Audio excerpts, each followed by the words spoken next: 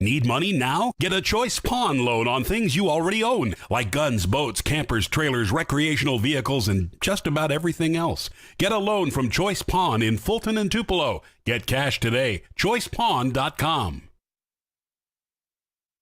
Hey Mississippi, let's fill the gap. Did you know Mississippi's community and junior colleges fill the gap between high school and skilled careers? Or that community and junior colleges are also a great value to students? It's true. Not only can they get degrees in these fields, they can actually afford the tuition to get them there. And did you realize that 96% of the state's community and junior college students are Mississippians? Not only that, they tend to stay in the state when they're done with college. And the more students that do so, the more skilled workers we'll have to fill the gap for jobs. And the more people to fill the job gaps, the more money stays in the state. Plus, the value of community and junior colleges in Mississippi is unbeatable. For every dollar the state puts into community and junior colleges, it gets $4.86 back, an almost 5-to-1 return on investment. So, come on, Mississippi. Contact your legislator and tell them to support Mississippi's community and junior colleges. And let's fill the gap.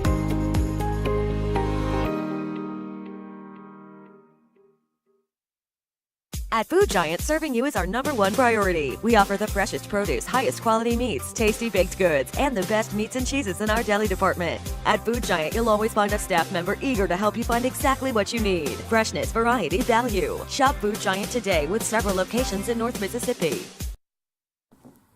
This broadcast on Let'sGoICCTV.com is presented by Renaissance Bank, Little Caesars, Food Giant, the Sonic of Fulton, your Etowah County Farm Bureau agent Joey Cox, the ICC BSU, Bank of Okolona, Legend Sports Grill, the ICC Wesley Foundation, Choice Pawn, Cagle Eye Center, Tupelo Coca-Cola Bottling Works, the ICC Alumni Association, and the ICC Foundation. Need money now? Get a Choice Pawn loan on things you already own, like guns, boats, campers, trailers, recreational vehicles, and just about everything else. Get a loan from Choice Pawn in Fulton and Tupelo. Get cash today. ChoicePawn.com.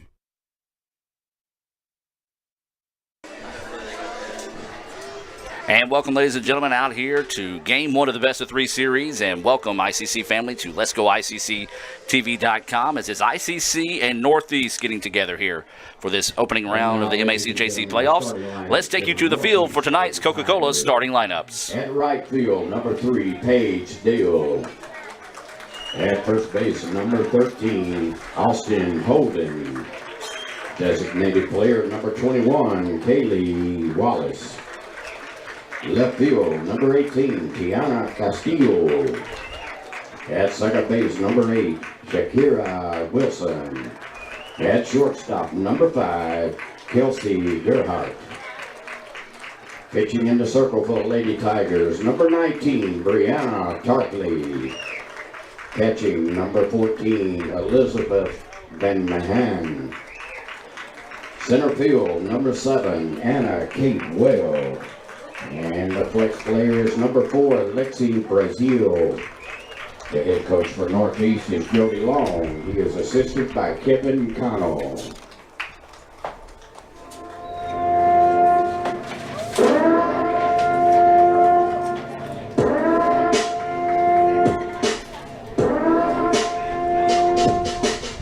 And now, your starting lineup for the 2018 ICC Lady Indians. At center field, number 7, Corey Child.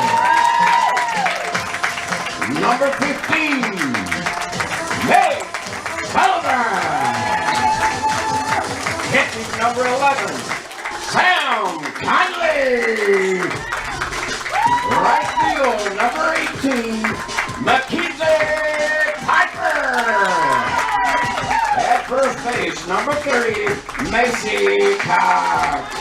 Pitching in the circle for the Lady Indians, number 21, Bailey Springfield.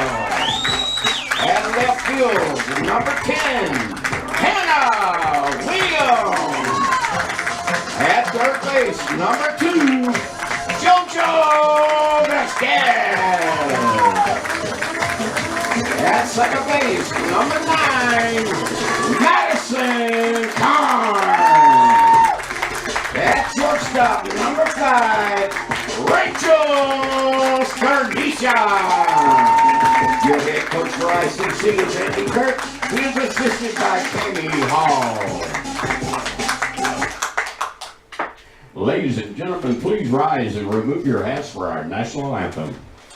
Oh, say, can you see by the dawn's early light what so proudly we hailed at the twilight's last gleaming, whose broad stripes and bright stars through the perilous fight o'er the ramparts we watched were so gallantly streaming, and the rockets' red glare, the bombs bursting in air, gave proof through the night that our flag was still there. Oh, say does that star-spangled banner yet wave o'er the land of the free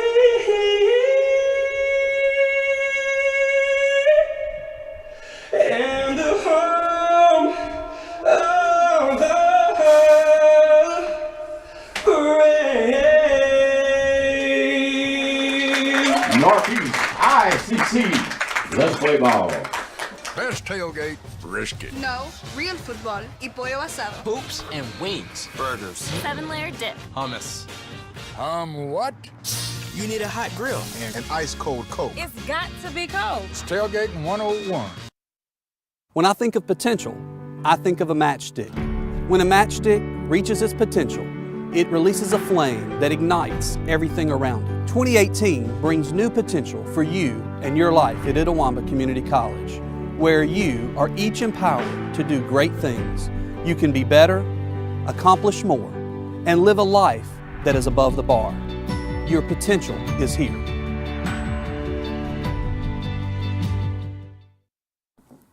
This broadcast on Let'sGoICCTV.com is presented by Renaissance Bank, Little Caesars, Food Giant, the Sonic of Fulton, your Etowah County Farm Bureau agent Joey Cox, the ICC BSU, Bank of Okolona, Legend Sports Grill, the ICC Wesley Foundation, Choice Palm, Kegel Eye Center, Tupelo Coca-Cola Bottling Works, the ICC Alumni Association, and the ICC Foundation.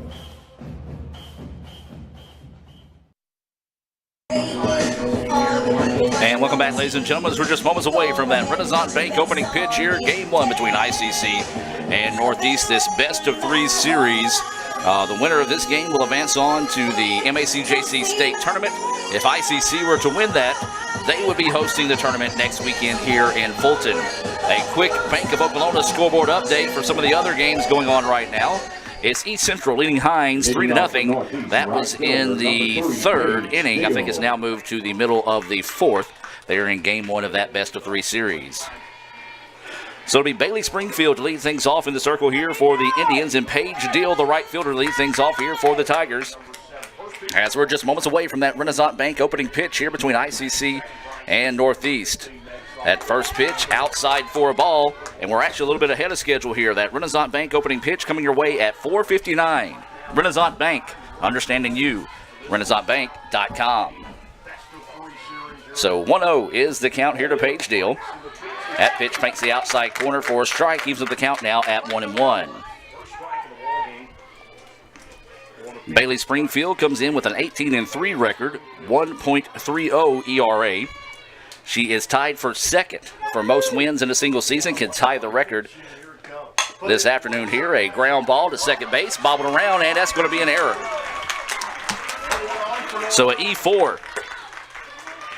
As the infield was in that time, a play that probably should have been made by Madison Carnes over there at second. So a good start to the contest there for the Tigers. The Tigers come in with a record of 26-19 on the year. ICC 37-7. They're number 3 in the country. Northeast is unranked, but they have been ranked throughout the season as high as number 17 at one point this season. So with a runner on first and no outs, that pitch missing low for a ball. This is Austin Holden, the first baseman.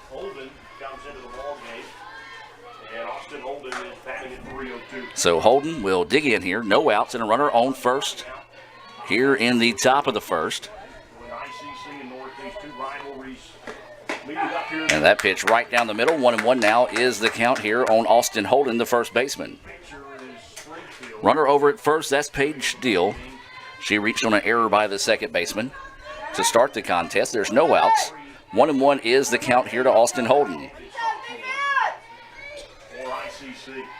Springfield, her pitch popped. Left fielder's going to drift over to go get it. And that'll be a put out on Holden. So that'll be the first out of the inning. As that was Hannah Williams that went over and got it. Got out of your screen there, but she was able to squeeze it for out number 1. The runner will head back to first. And now this is going to be Callie Wallace, the DP, coming to the plate. So Wallace will dig in. 1 out and a runner on first here. Top of the first. Game 1, we're scoreless. That pitch floats up for a ball. Like a change up that time. Maybe if she couldn't get her to chase one out of the zone. Did not. Good eye that time. Of course, when we talk about good eyes, we talk about the Cagle Eye Center here in Fulton. Set up your appointment to get your eyes checked at 862-EYES. That's 862-EYES. Swung on and missed for a strike that time. If the count now at 1-1. 1 out for Wallace over at first base. That is Paige Deal, who reached on an error to start the contest. We'll give you today's Coca-Cola starting lineups in between innings. That pitch up high for a ball. 2-1 now is the count. Springfield coming off an injury as she fouled a ball off her ankle in the Meridian Series. Was not able to play. She did come back in that Southwest Tennessee Series. Saw limited action, did not bat. She is in the lineup tonight batting. Change up. This one hit deep. Center fielder is going to go back and squeeze it for the out, for out number 2. Well, Wallace that time was waiting on that pitch, was able to get a solid bat on it, just could not get enough power to get it out of the ballpark. 2 away now. And now Castillo will come to the plate. Tiana Castillo, the left fielder, will try to spark a 2-out rally here for the Tigers in the top of the first inning. Well, these two teams very familiar with each other. ICC swept earlier this season. They've won 5 out of the last 6, but the series belongs to Northeast over the years. Is that pitch just missing outside for a ball.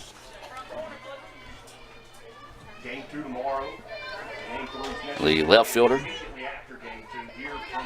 at the plate, that is Tiana Castillo. Awaiting the pitch, on its way, swung on and missed.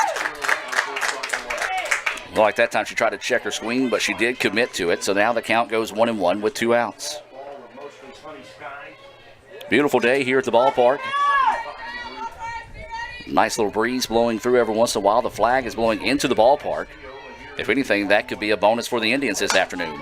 This pitch popped up, and that's going to be Springfield who squeezes it for the out. So after giving up an error to start the inning, the Indians able to get a back-to-back pop-ups to get out of the inning with no damage done, no runs, no hits, 1 error, and 1 left on base here in the top of the first. Let's go ahead and take a look at today's Coca-Cola starting lineups, and let's start with ICC. ICC coming in at 37-7 on the year. ICC and Coke Now that's a winning combination, and Coach Kirk hope he has the winning combination put together here with his Game 1 lineup. Leading things off will be the center fielder, Corey Childs. Batting second will be the offensive player. That's going to be Meg Sullivan. She's coming off an injury. Dislocated shoulder back against Gulf Coast. Her first action back since Game 1 of that Gulf Coast series. Batting third, catching, that'll be Sam Conley. Batting fourth, playing in right field, that's going to be Mackenzie Piper. Batting fifth, playing at first base, Macy Cox. Pitching and batting sixth is Bailey Springfield. Batting seventh, playing in left field, is Hannah Williams. Batting eighth, playing third base, that's Joanna Vasquez. And batting ninth will be the second baseman, Madison Carnes. The flex today will be the shortstop, Rachel Sternisha. So your lineup once again for ICC: Childs, Sullivan, Conley, Piper, Cox, Springfield, Williams, Vasquez, and Carnes. For Northeast, they come in with a record of 26-19, and this will be how they go. That was Paige Deal that led things off. She'll be playing in right field. First baseman, Austin Holden. DP is Kaylee Wallace. The left fielder is Tiana Castillo. Batting fifth, that's going to be the second baseman, Shakira Wilson. Batting sixth will be the shortstop, Kelsey Gerhardt. Batting seventh will be the pitcher, Brianna Tarpley. Batting eighth will be Elizabeth Van Manen. And then in batting ninth will be the center fielder. That's going to be Anna Kate Webb. The flex today for Northeast is Lexi Brazil. She's playing at third base. So it'll be Corey Childs to lead things off here for the Indians in the bottom of the first inning, a scoreless contest. And that pitch from Tarpley. Across for a strike. Tarpley comes in at 7-3. She has a 2.93 ERA on the season. Corey Childs stands in, takes that pitch inside for a ball. 1-1 now is the count. Corey Childs batting .355 on the season. She's got a .459 on base percentage, .427 slugging. She has stolen 44 bases on the year, so she is making a run at the most stolen bases in a single season. And that pitch right down Broadway for a strike. 1-2 now goes the count here to the center fielder, Corey Childs. We'll try to bring you some more Bank of Oklahoma scoreboard updates throughout the contest on some of the other games going on. And this pitch is an all-speed pitch. It's going to drop for a base hit. Nicely done there by Corey Childs. Fell behind in the count, was able to battle back and just fight that pitch off. The infield was in, put them where they ain't, and that's going to be a leadoff single there for Corey Childs. And now up is going to be Meg Sullivan. Well, as we said, first game back for Meg since the Gulf Coast series, where she had an injury that on her shoulder.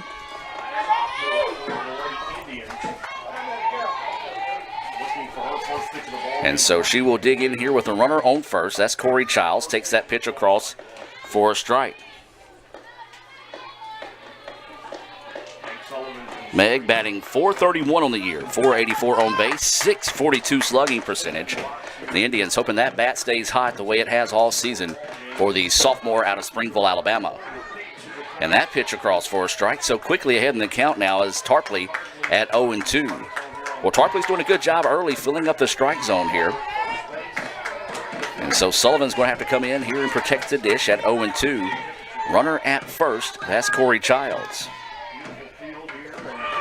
Runner goes, throw down is not in time. So a stolen base there for Corey Childs. That's her 45th of the year for Corey. And so now the Indians looking for a two-out base hit here to possibly go ahead and go up early. Or excuse me, no, a no-out base hit. 1-2 is the count. Here's the 1-2 pitch. Sullivan looks at that pitch. Woo, borderline pitch, just missing low and outside. Not a bad spot to miss that time by Tarpley, as now the count goes 2-2 here on Sullivan. Runner at second. That's Corey Childs, who singled and stole a base. And then Sullivan, kind of confused on that one, was able to find a piece of the ball and foul it off and keep the at-bat alive here as we stay at 2-2. We do expect a good crowd out this evening, as well as tomorrow. Game 2 scheduled for a 1 o'clock start. We do want to remind you that if you're watching, planning on coming Saturday, you want to take the access road, as they have the festival going on at the square, so all the roads are going to be blocked off tomorrow afternoon. 2-2 pitch is fouled off, out of play, and we'll stay at 2-2. So, yeah, basically, if you want to come through the access road, take a left off of 22 or 78, come up take a left, and you'll take a left at your first red light, and you'll come to the field that way there. Kind of help to avoid some delays. We do encourage you, though, if you do want to come out and enjoy some of the festival, the city of Fulton will be happy for you to do that there. 2-2 is the count with no outs, and a runner at second. That's Corey Childs. Scoreless contest, bottom of the first. And there's a ground ball, and it's going to get through, and that should score a run.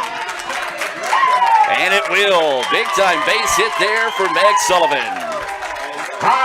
Take a look at that on the Little Caesars instant replay, and Sullivan right on cue that time. Battled, kept the at-bat alive, got the RBI, and pushed the run across. And ICC leads it now by the score of 1-0. Big-time clutch hit there for the sophomore. Her first game back from the Gulf Coast Series, and she produces. And now this is going to be Samantha Conley at the plate. Conley lays the bunt down. It goes foul. Samantha was the hero against Meridian in Game 2. She was accounted for all 3 of those runs that the Indians were able to win that game. Samantha batting .328. She's got a .393 on base percentage. .422 is her slugging percentage. She has a team high 33 RBIs. ICC with a 1-0 lead here. Still no outs and a runner at first. Runner goes. That pitch fouled off as the Indians trying to get a little hit and run action going there. See a good crowd out here. Got some fans out in the outfield, both right and left fields. Packed house here in front of us as expected when the rivals get together here. Best of 3 series in the MACJC opening round of the playoffs. Conley swings and misses for strike 3. A Renaissance Bank strikeout there of Samantha Conley. The first Renaissance Bank strikeout of the day. And now this is going to be Mackenzie Piper coming to the plate.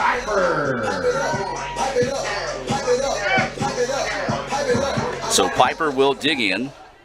Mackenzie, a .333 batter. She's got a .364 on base percentage. .404 is her slugging percentage. Takes a look at that first pitch.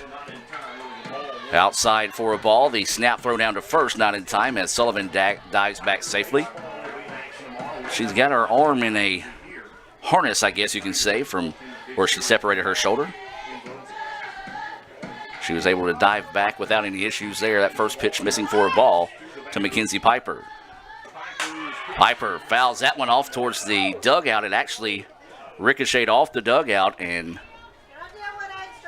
looked like it may have gotten a fan out there in the crowd. Hopefully nothing serious there.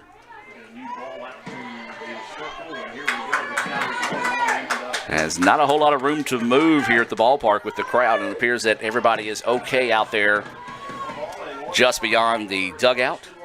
1-1 is the count. Piper held off on that one. Good eye by Mackenzie that time as that pitch was up high.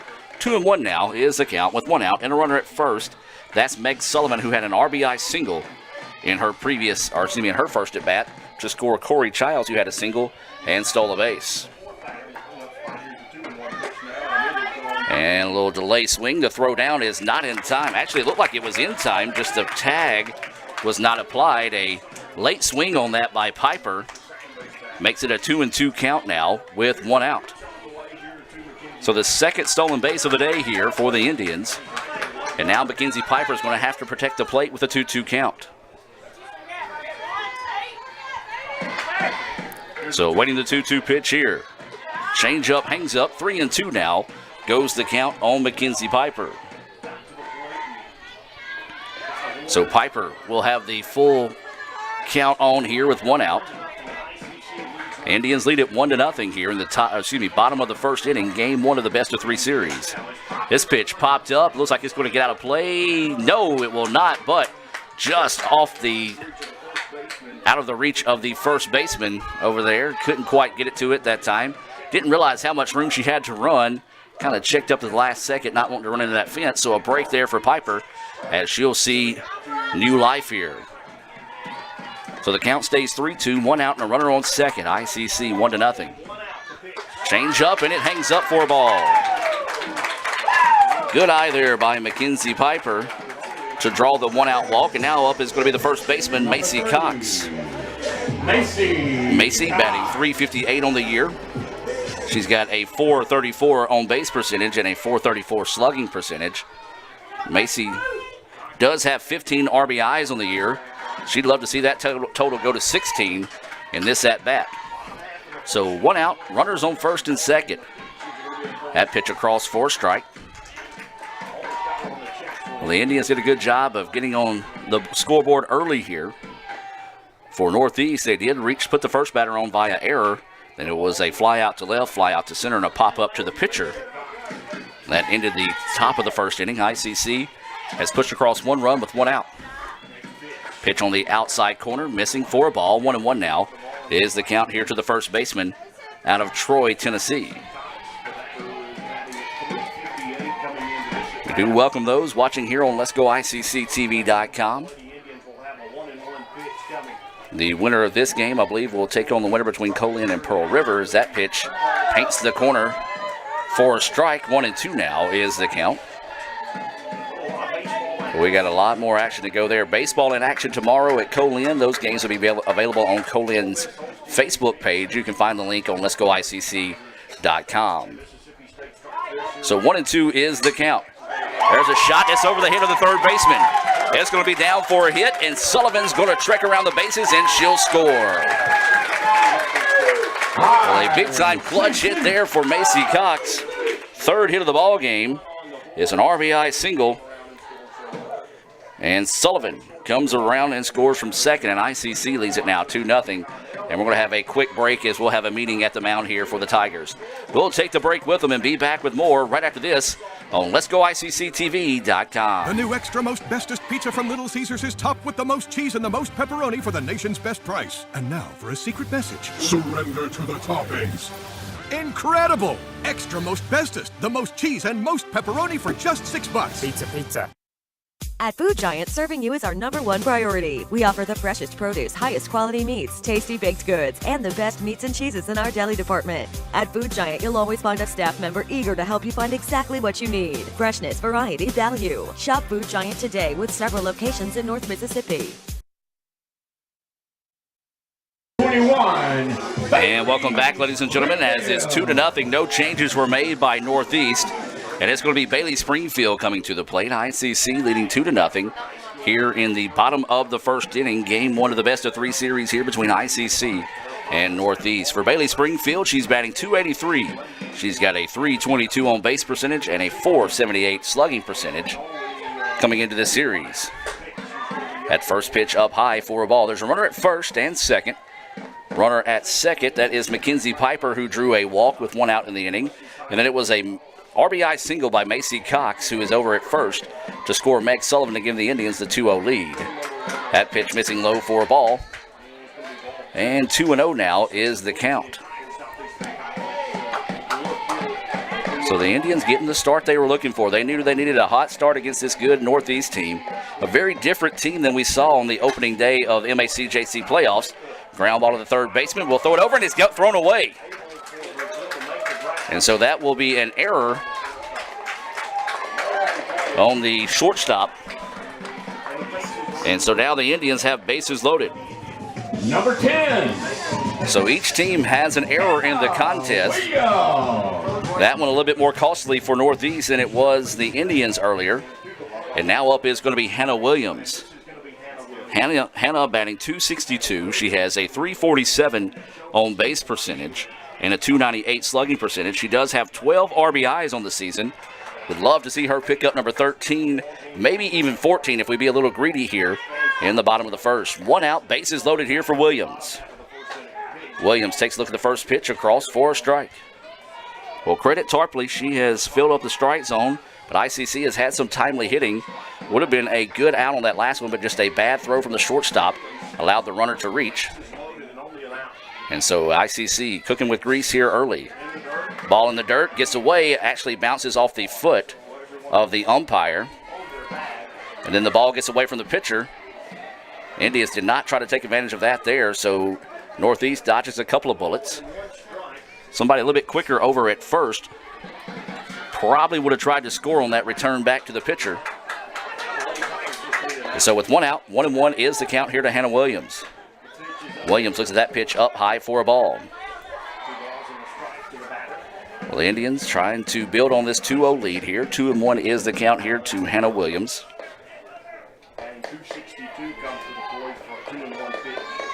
Hannah playing out in left field here in game one. Swings on that one, and it's going to drop for a base hit. And so they're just going to trade spots that time, as that's going to go for a base hit. And a big-time hit there for the Indians, as now they lead it 3-0. As that's an RBI single for Hannah Williams. That scored Mackenzie Piper. The throw was wild on the way in, but not far enough away to allow the run to score. So with one out, bases stay loaded here for the Indians, and they're up 3-0. And so now this is going to be Joanna Vasquez coming to the plate. JoJo batting .333 on the year, .397 on base percentage, .429 is her slugging percentage. She does have 13 RBIs. So Vasquez will try to pick up RBI number 14. You got enough speed on the bases out there at second base, something down to the gap. Could possibly push across two. 3-0 is your score, one out. JoJo looks at that first pitch, outside corner for a strike. Good location on that pitch by Tarpley. So the Indians trying to get the merry-go-round of spinning here in the top of the first. Looks at that pitch outside for a ball. 1-1 now is the count. Trying to find some scores throughout the league. It's 6-0 now. East Central over Hines. That's in the after 5. That pitch right down the middle. JoJo taking the whole way. 1-2 now is the count here on Vasquez. This is the 8th batter of the inning. ICC with bases loaded and one out. 1-2 is the count. So waiting the pitch here, 1-2. Swung on and missed for strike 3. That's the second Renaissance Bank strikeout of the game, second out of the inning, and now up is going to be the number 9 batter, Madison Carnes. Madison Carnes. So Carnes will dig in.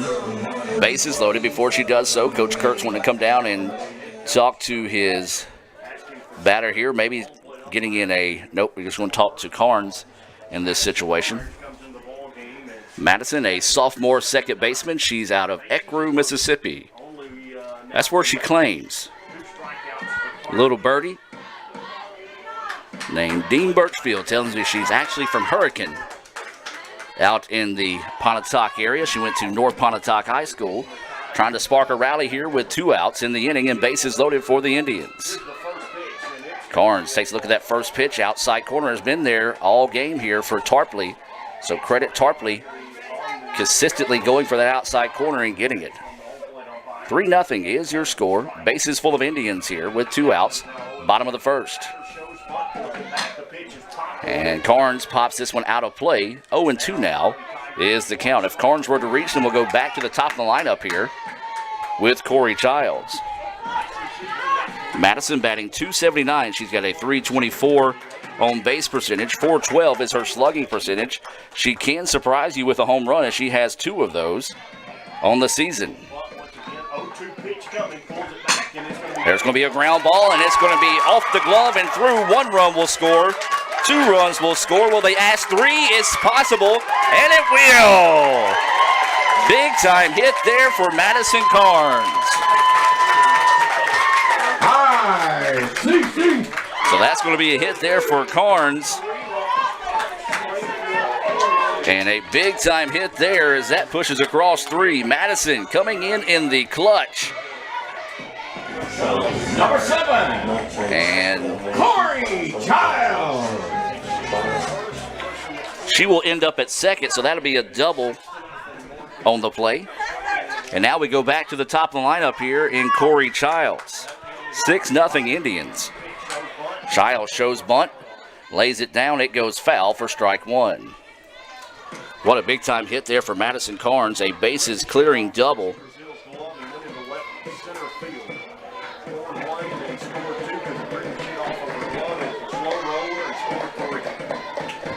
So now 0-1 is the count here to Corey Childs, who singled and stole a base, scored a run to start this inning. Pitch in the dirt, ball gets away, blocked up nicely that time by Van Manning to keep the ball in front of her and keep the runner at second. 2 outs in the inning. ICC with a 6-0 lead here in the bottom of the first inning. A good start to the contest here for the Indians. Childs looks at that pitch inside corner for a strike. And that corner of the plate, Tarpley has owned it today. And so now with a 1-2 count here, Corey Childs has got to protect the dish. So waiting the pitch here from Tarpley. And swung on and missed, and that will do it. So Tarpley does get 3 Renaissance Bank strikeouts in the innings, but ICC, though, gets 6 runs on 1, 2, 3, 4, 5 hits and 1 error. Well, that's going to do it as we'll take a break. ICC leads it 6-0 here after 1 inning complete. We'll be back with more right after this on Let'sGoICCTV.com. Ever since you got that license, you haven't stopped moving forward. Now that you're older and on the move, you need a safer place to keep your money. We get it. A student checking account frees you up with things like mobile check deposit to take care of that check from grandma without having to stop at a bank. Pay with your phone when you're out with friends. And stop worrying about ATM fees. We'll pay you back for those. Worry about your future, not your money. And know that we'll stick with you, wherever you go. Renaissance Bank, understanding you. Member FDIC.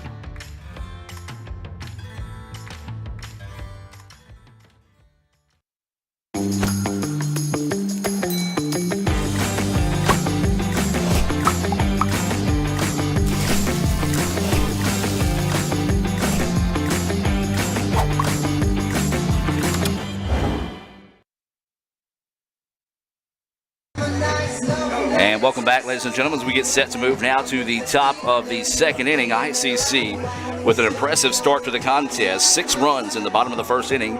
They lead it 6-0, and a big-time hit by Madison Carnes, a bases-clearing double with 2 outs in the inning, pushed across 3 runs to give the Indians a 6-0 lead. For Northeast, it'll be Shakira Wilson, Kelsey Gerhardt, and Brianna Tarpley, the 5, 6, 7 batters due up here in the top of the second. So as a pitcher, Bailey Springfield, you really like to get a little run support. She did that in the bottom of the first with those 6 runs. So it'll be Wilson, the second baseman, to start things off here for the Tigers. Rivalry games like this, you can't put it on cruise control. As you know, the Tigers are going to be able to come back. They are a very good hitting team, one of the top extra base hitting teams in the country, as well as they can hit a long ball. It's that first pitch, missing outside for a ball. Well, that one up, I guess, just a little bit too much for the umpire's liking. Tarpley made a living on that outside corner. She did get 3 Renaissance Bank strikeouts. And that pitch missing outside. And 2-0 now goes the count. This is Wilson, the second baseman. Gerhardt, the shortstop, is on deck for the Tigers.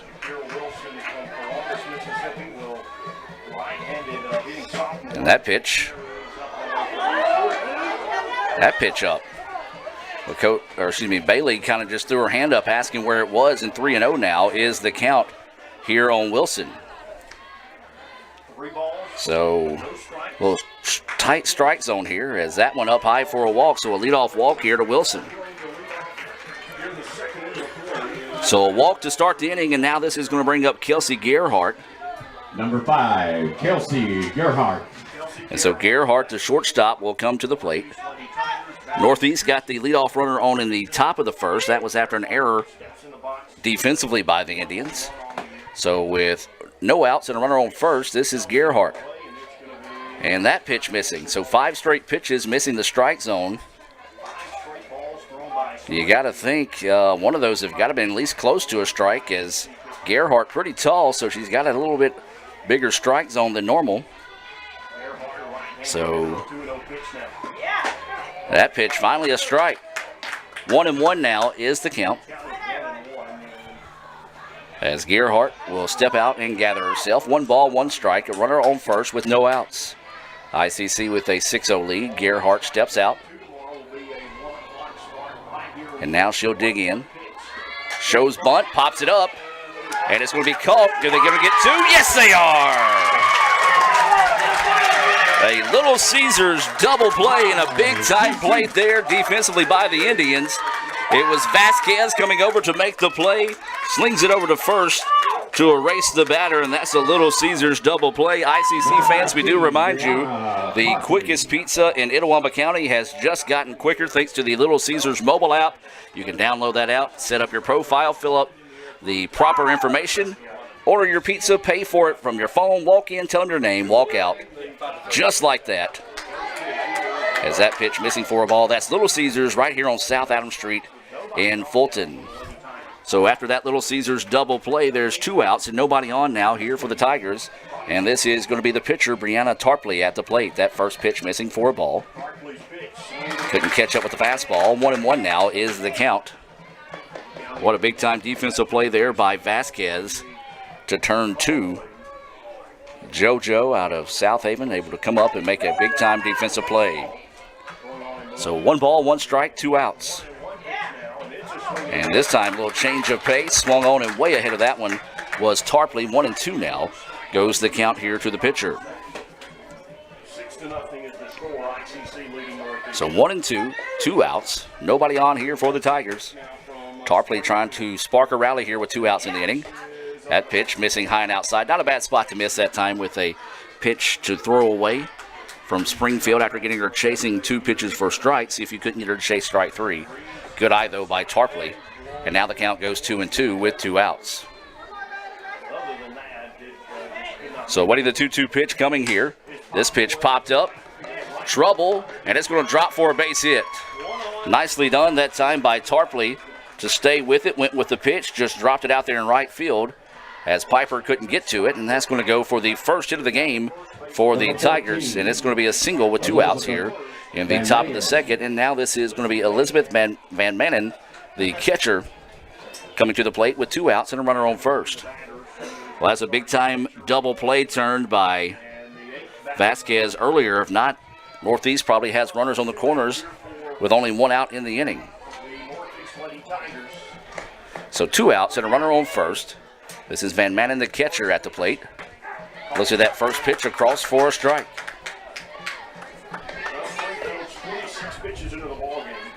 Jim Holder supposed to be here tonight to maybe do a live show at 6. Going to come up and get some highlights of today's games. 1 strike, 2 outs. That pitch low and inside for a ball. Into the count now at 1-1. 6-0 is your score. Top of the second, ICC and Northeast. Game 1 of the best of 3 series here. Game 2 will be tomorrow at 1 o'clock. We'll be right back here on Let's Go ICC TV. That pitch high and outside for a ball. 2-1 now is the count here for Bailey Springfield to Elizabeth Van Manen, the catcher, the number 8 batter in the lineup.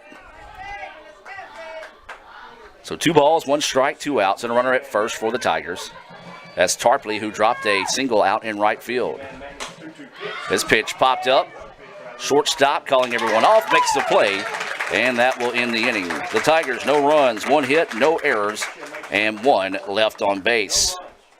ICC leads it 6-0 as we'll head to the bottom of the second. We're going to take a break and be back with more right after this on Let'sGoICCTV.com.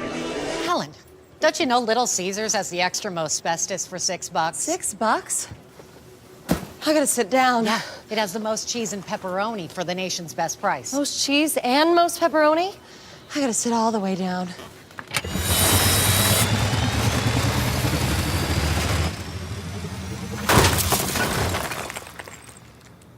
Get the most cheese and most pepperoni for the nation's best price. Little Caesars large $6 extra most bestest. Pizza. You could say it's about the clubs. You could say it's about the ball. You could even say it's about the course or the weather. But what it really comes down to is consistency and hard work. Over and over and over again. At Renaissance, we understand consistency. We understand hard work. Most importantly, we understand you. Renaissance Bank. Understanding you. I'm Dr. Laurie Cagle of Cagle Eye Center in Fulton. We offer comprehensive eye exams to provide proper diagnosis and treatment of various eye diseases. Browse our large selection of frames available in prescription and non-prescription. Call to schedule your eye appointment today at Cagle Eye Center in Fulton. And welcome back, ladies and gentlemen, as ICC leading this one 6-0 as we head now to the bottom of the second inning. Brother Chris Burrows, the ICC Baptist Student Union Director, coming in with a pretty good stat here. Every RBI hit came with 2 strikes on the count. That was Sullivan, Cox, and Williams, along with Carnes in that 6-run bottom of the first. Through 2 innings, Colin is trailing Pearl River 2-1. That's the first game of that series. Last we checked, it was 6-0. Hines trailing East Central. That was in the 5th inning. And now this is going to be Meg Sullivan coming to the plate. She had an RBI single, stole a base, and scored a run in the bottom of the first. Sullivan sees that pitch, drop back into the strike zone. 4 strike. Tarpley still in the circle here. She enters with a 7-3 record. 2.93 is that ERA. Showed bunt, pulls back, takes it for a ball. 1-1 now is the count here to Meg Sullivan. Good to see Meg back. We said she dislocated her shoulder in that Gulf Coast series, a shoulder that gave her fits as a freshman. She's wanting to battle through the sophomore, showing some great leadership for the Indians team, trying to fight through some pain here in this series. That pitch across for a strike. 1-2 now is the count to Sullivan. Sullivan, Conley, and Piper on deck here for the Indians in the bottom of the second. 6-0 is the lead. Jones, Gulf Coast, that game's set to start at 6 o'clock. Sullivan pops this one up. Right fielder's going to go over and camp underneath it for out number 1. So 1 out in the inning now. This is going to bring up the catcher, Samantha Conley, who struck out in her first at bat. Conley. So Samantha wanting to redeem herself here in her second at bat. Don't know if her family had a chance to make it up for today's game. If not, we do want to give out a shout out to the Conley clan down in Louisiana, supporting Samantha and the Indians this afternoon. Fastball across at the knees for a strike. Samantha catching here in game 1, as she has pretty much done a large majority of the games this season for the Indians. The freshman out of Mandeville, Louisiana. And waits on this one, pops it up, and the right fielder can't get to it. It's going to drop for an extra base hit. Samantha's going to look at 3, but instead it's going to be a stand-up double there for Samantha Conley. Great job by Sam waiting on that one. Was able to put a bat on the ball and get it in there for a double. So now up is going to be Mackenzie Piper. Well, big-time clutch hit there. Thought the ball actually got further away than it did. I'm at a bad angle to see, especially with the sun in my eyes right now. But a stand-up double there for Conley with 1 out in the inning. And now this is going to be Piper coming to the plate. Piper had a walk and scored a run in her last at-bat. That first pitch across for a strike.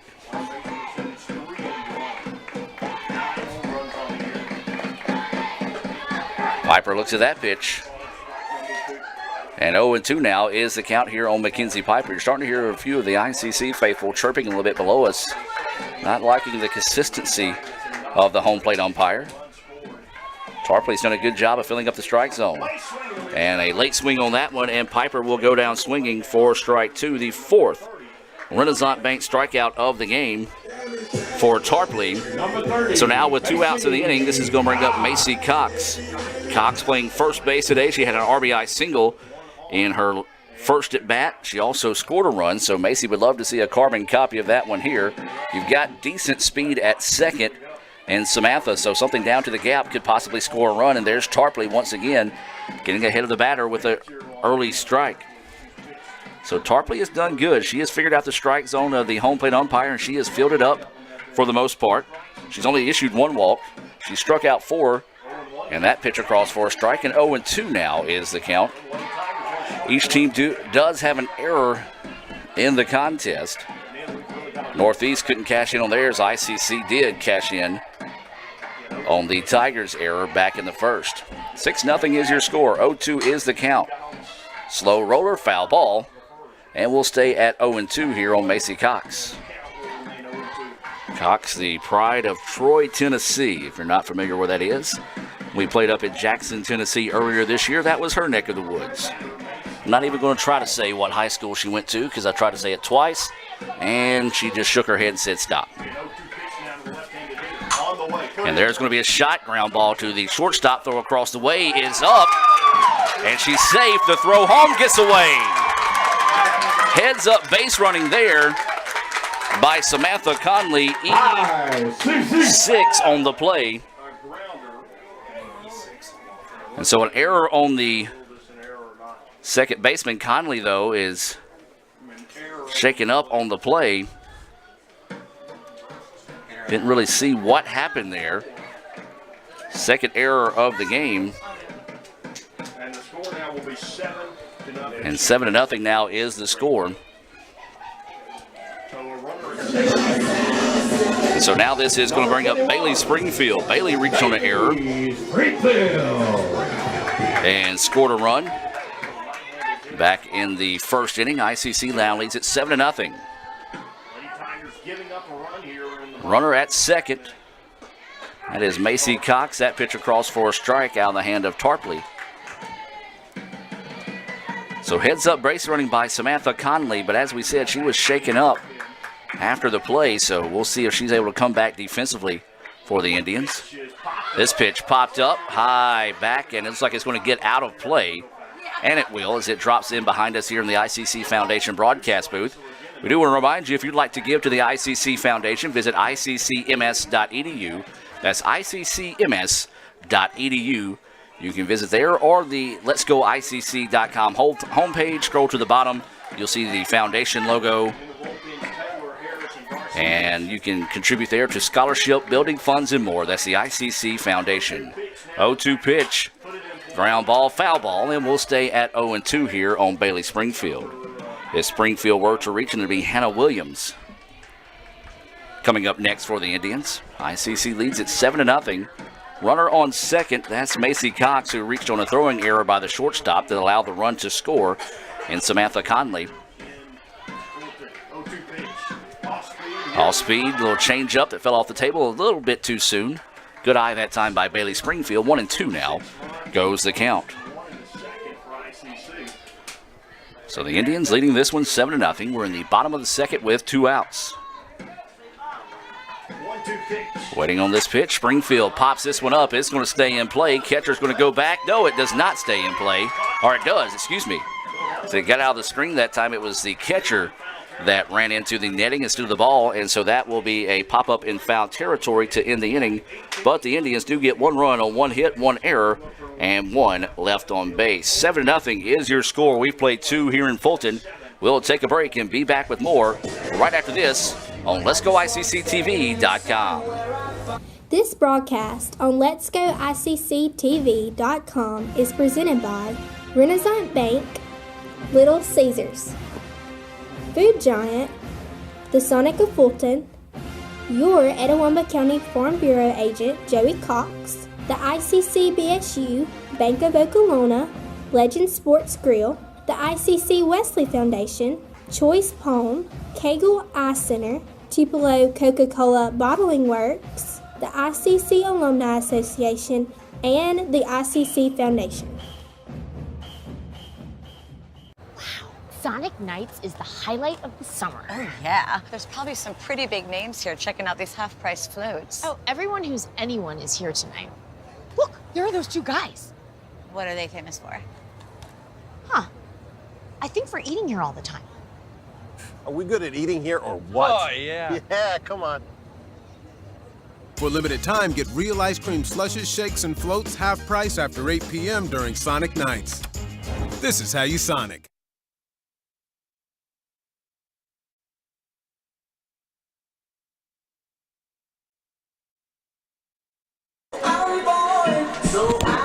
And welcome back. We thought we had a choice pawn position change, but we did not, as Kelsey Yates came out to warm up Bailey Springfield. And then just before the throwdown, it was Samantha Conley coming back onto the field. So a good sign there that Sam's able to come back in after being shaken up after scoring that lone run there in the second inning. So Samantha Conley is staying in the game here. 7-0 is your score. A Bank of Oklahoma scoreboard update is in the bottom of the second, and Pearl River and Colin are tied 2-2.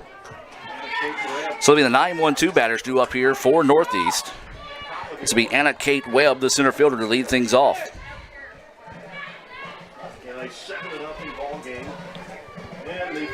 Springfield, that pitch missing for a ball. Well, two, I don't want to say different strike zones. Bailey just can't seem to locate it as well as Tarpley, I guess you can say. As Tarpley filling up the strike zone. And that pitch right down Broadway for a strike. So 1-1 now goes the count here on Webb. Trying to find an update on that East Central and Hines game. Last time we saw that one, it was 6-0. This pitch is popped and foul out of play. 1-2 now goes the count as that one gets into the pitching area, the bullpen. So now 1-2 is the count. Baseball will be in action tomorrow at Colin. That's available on the Colin Facebook page. You can find that link on letsgoicc.com. We'll also tweet that one out. Game 2 tomorrow will be here at 1 o'clock. It'll be right here on the Red Channel. This pitch hit deep into left field. And can't get out to the ball as it's going to be a foul ball as it fell to the turf. Couldn't really see that one once again. Third baseman and left fielder couldn't get to it, so 1-2 stays the count. So we're in the top of the third. ICC with a 7-0 lead here. Anna Kate Webb at the plate, battling here against Bailey Springfield. So Springfield battling Webb here. 1-2 is the count. Leadoff batter here in the top of the third. Swung on and missed for strike 3.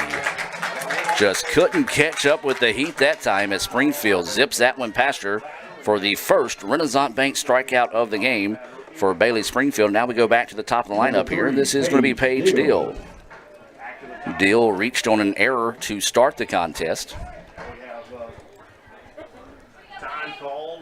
And a time is called here by the home plate umpire. Not really sure what it was.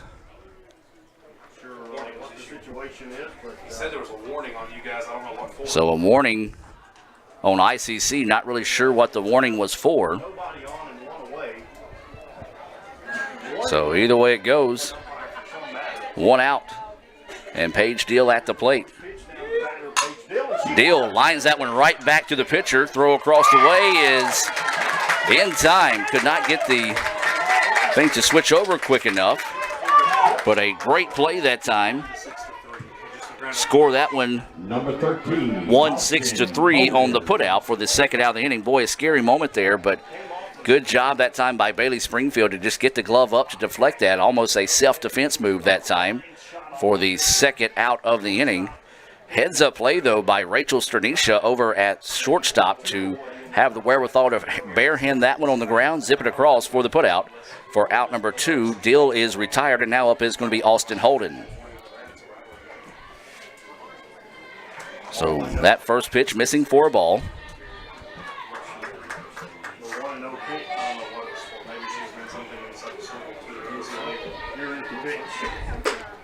That pitch missing up for a ball.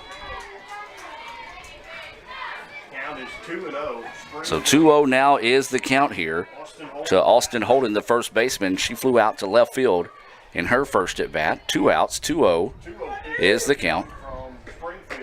That pitch, a beauty.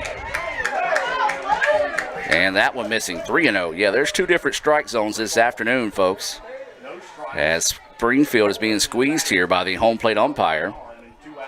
Some good-looking pitches, just not finding the zone. 3-0 is the count. And that one right down the middle. I'm talking about she threw meat that time to get the strike. 3-1 is the count. Trying to find out what that warning was about. I asked Lee Adams, who is down taking photos. And here's the pitch toss and hold. Put it in play. And that's going to be a slow roller down the first baseline. And the first base umpire is going to call a foul ball. Boy, that might have been a break there for the Indians.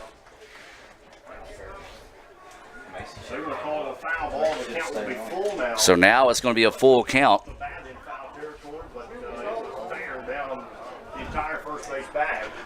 Okay, so definition on what happened earlier. JoJo went to the circle. They called it a huddle, is what the home plate umpire was talking about. And so we'll have a break in the action here as Coach Lone's going to go out and talk things over here with the first base umpire. It was a close play over there.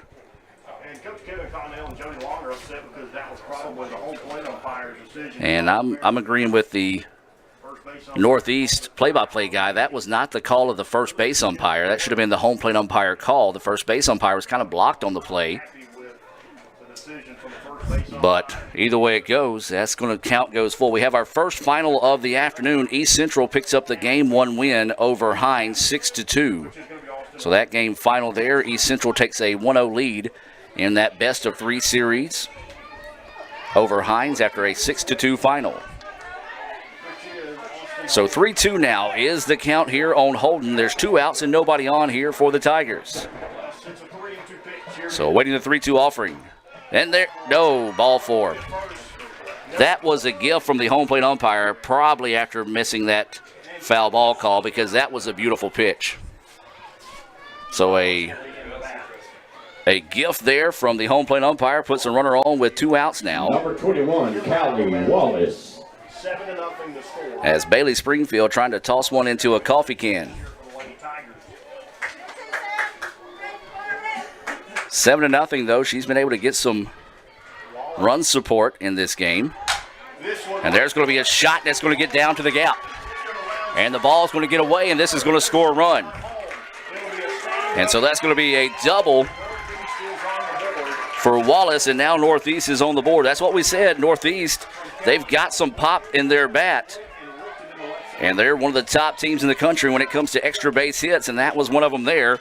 A stand-up double by Wallace.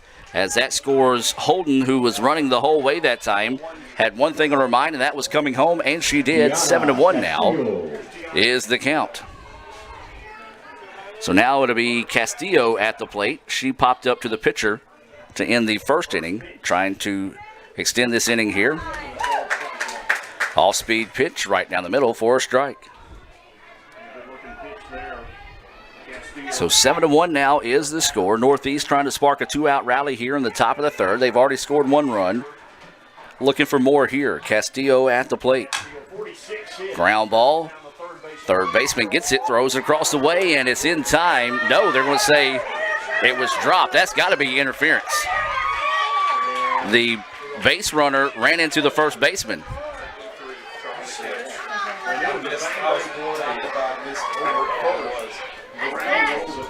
So that's going to be an error on first. So at E3, don't know how they're not going to come out and argue runner interference on that as she ran into and pushed the first baseman. One of those that it's a easy call, so Coach Kirk's going to come out here and talk to his team and try to get them calmed down. We're going to step away and take a quick break. We'll be back with more right after this on Let'sGoICCTV.com. At Food Giant, serving you is our #1 priority. We offer the freshest produce, highest quality meats, tasty baked goods, and the best meats and cheeses in our deli department. At Food Giant, you'll always find a staff member eager to help you find exactly what you need. Freshness, variety, value. Shop Food Giant today with several locations in North Mississippi. Best tailgate, brisket. No, real football y pollo asado. Hoops and wings. Burgers. 7-layer dip. Hummus. What? You need a hot grill. And an ice-cold Coke. It's got to be cold. It's Tailgate 101.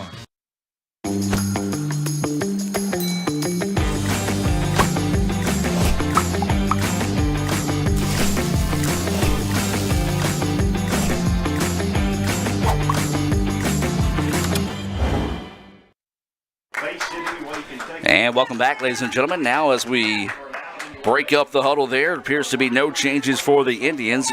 Northeast doing a nice job of rallying here in the top of the third. They've got one run across. Now with runners on the corners with 2 outs in the inning, Tigers trying to get that merry-go-round spinning here in the top of the third. They trail 7-1. Game 1 of the best-of-3 series here between ICC and Northeast. And this is going to be Shakira Wilson at the plate. And that pitch missing low for a ball. Well, as we said, Bailey just can't seem to figure out the strike zone for this home plate umpire. That pitch goes for a ball. Ground ball, and it's going to get its way through, and that's going to score another run. Well, the Tigers have come up with some clutch situations, as that's going to be an RBI single to push across the second run here in the top of the third. And a big 2-out rally here for the Tigers. Runners on first and second. Now this is going to bring up Kelsey Gerhardt, the shortstop. So Gerhardt, who hit into a double play in the second, she'll try to redeem herself here and keep the rally alive for the Tigers. 7-2 now is the score. That pitch right across for a strike out of the hands of Springfield. 0-1 is the count. So Gerhardt trying to keep things going here for the Tigers. And that pitch inside for a ball. 1-1 now is the count. 1 ball, 1 strike. Runners at first and second. 7-2 is your score. Top of the third inning. 1-1 is the count here to Gerhardt, the shortstop. So waiting the pitch. This one popped up, and it's going to be a slow roller. It's going to go foul. And so a break there for the Indians, as that one looking like Blake Long's sand wedge hit and backed up about 10 foot for a foul ball. And now the count goes 1-2.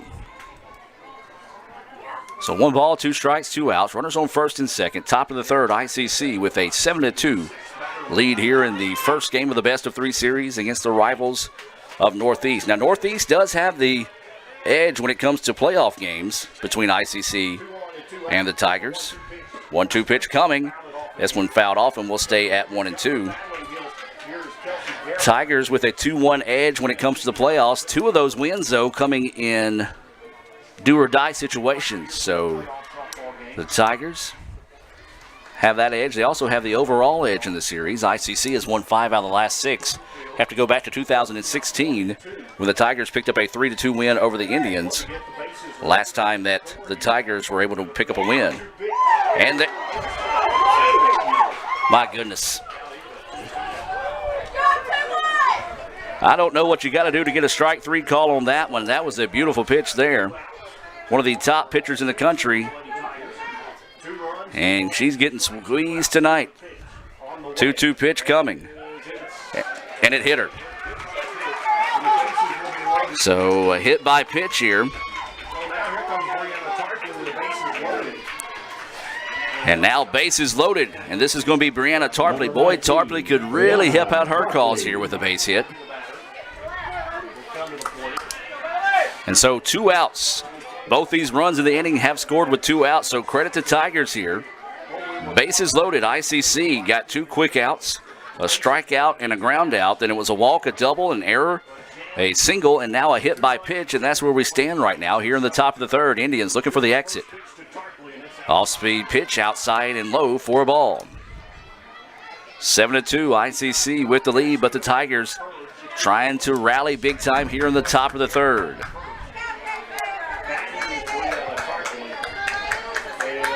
Springfield's pitch on its way. And it's up the middle, and it's going to go for a base hit. 1 run will score. They're going to try to score 2, and they will. Big time hit there. And here come the Tigers. A 2-run single by Tarpley. That's her second hit of the game. And a clutch hit there, and the Indians just cannot find their way out of the ball game. Or, excuse me, out of the inning. And Olivia Burns is going to head down to the bullpen to start getting loose here. 7-4 now is your score. That's why we said, folks, in a rivalry game, you don't want to go ahead and count your eggs before they count your chickens before the eggs hatch. As the Tigers have rallied here. Runners on first and second. Still 2 outs in the inning. And this is going to be Van Manning, who popped up to short to end the second. Swings on the first pitch she sees. It's going to get out of play for strike one. Well, the Indians going to have a little bit of work to do for themselves in the bottom half of the inning. The Tigers have answered nicely here in the top half of the third. They have gotten 4 runs on 3 hits and 1 error so far in the inning. ICC just cannot find that exit. That pitch missing outside for a ball. 1-1 now goes the count. Our first final of the day was East Central defeating Hines 6-2. Last time we checked, it was 2-2 Colin and Pearl River. That was in the second inning. So 1 ball, 1 strike is the count. 2 outs, and it's been 2 outs for a while. Rise ball couldn't catch up with it. 1-2 now goes the count here on Van Manen. So can the Indians find a way to get out of the inning here and stop the bleeding? Damage has been done. 4 runs on the board, and all 4 of those coming with 2 outs in the inning. 2 outs hitting is always a big-time situation. The Tigers have got it done here. That pitch up high, couldn't get her to chase. 2-2 now is the count. 2 balls, 2 strikes, 2 outs, and 2 on. Runner on first and second. ICC trying to find the exit here in the top of the third. Northeast trying to continue this 2-out rally. 2-2 pitch, and that one high and outside for a ball. 3-2 now goes the count. Burns getting loose in the bullpen here for the Indians. As the Tigers. This is the 9th batter of the inning, much like the Indians did in the first. The Tigers returning serve here in the top of the third. This pitch popped up. Macy Cox going over in foul territory, dancing around and finds it for the final out. Finally, the Indians get out of the inning, but not before the damage was done, as the Tigers get 4 runs on 3 hits, 1 error, and 2 left on base. We've played 2.5, and the Tigers score 4 to make it 7-4. We'll take a break and be back with more right after this on Let'sGoICCTV.com. This broadcast on Let'sGoICCTV.com is presented by Renaissance Bank, Little Caesars, Food Giant, the Sonic of Fulton, your Etowah County Farm Bureau agent, Joey Cox, the ICC BSU, Bank of Okolona, Legend Sports Grill, the ICC Wesley Foundation, Choice Palm, Kegel Eye Center, Tupelo Coca-Cola Bottling Works, the ICC Alumni Association, and the ICC Foundation. When I think of potential, I think of a matchstick. When a matchstick reaches its potential, it releases a flame that ignites everything around it. 2018 brings new potential for you and your life at Itawamba Community College, where you are each empowered to do great things. You can be better, accomplish more, and live a life that is above the bar. Your potential is here.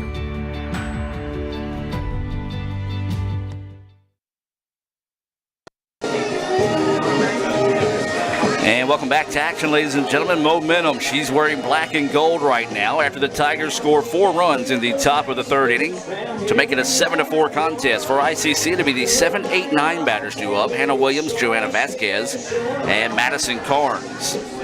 So the Indians need to see if they can pick up some of those runs back here in the bottom of the third. ICC scored 6 in the first, 1 in the second, then it was 4 in the top half of the third inning here by Northeast to make it a 7-4 contest. Scoreboard update brought to you by Bank of Okolona. 6-2, East Central defeats Hines in Game 1. It's 2-2, Colin and Pearl. That's after 3 complete in the first of 3 games there at Colin. So Tarpley taking her final warm-up tosses here. And it'll be Hannah Williams, who had an RBI single and scored a run in her first at-bat. Hannah enters this series batting .262. She has a .347 on base percentage and a .298 slugging percentage. Coming into this series, of course, those numbers have gone up a little bit already. She would like to continue to improve that here. So Williams will start us off in the bottom of the third. 7-4, ICC with the lead. Pitch in the dirt for a ball. Well, some of the ICC faithful getting a little restless underneath us here in the ICC Foundation broadcast booth. Not too happy with the way the strikes and balls have been called between the two teams. as that one right down the middle from Tarpley. Evens the count now at 1-1. Hannah Williams, as we said, had an RBI single and scored a run as part of that 6-run first inning for the Indians. The Tigers, though, rallying nicely with 4 in the top of the third. This pitch popped up, trouble, and the center fielder can't get to it. It's going to drop for a base hit. Well, just put them where it ain't that time. She dropped that one in front of the center fielder for her second hit of the day. And now this is going to bring up Joanna Vasquez to the plate.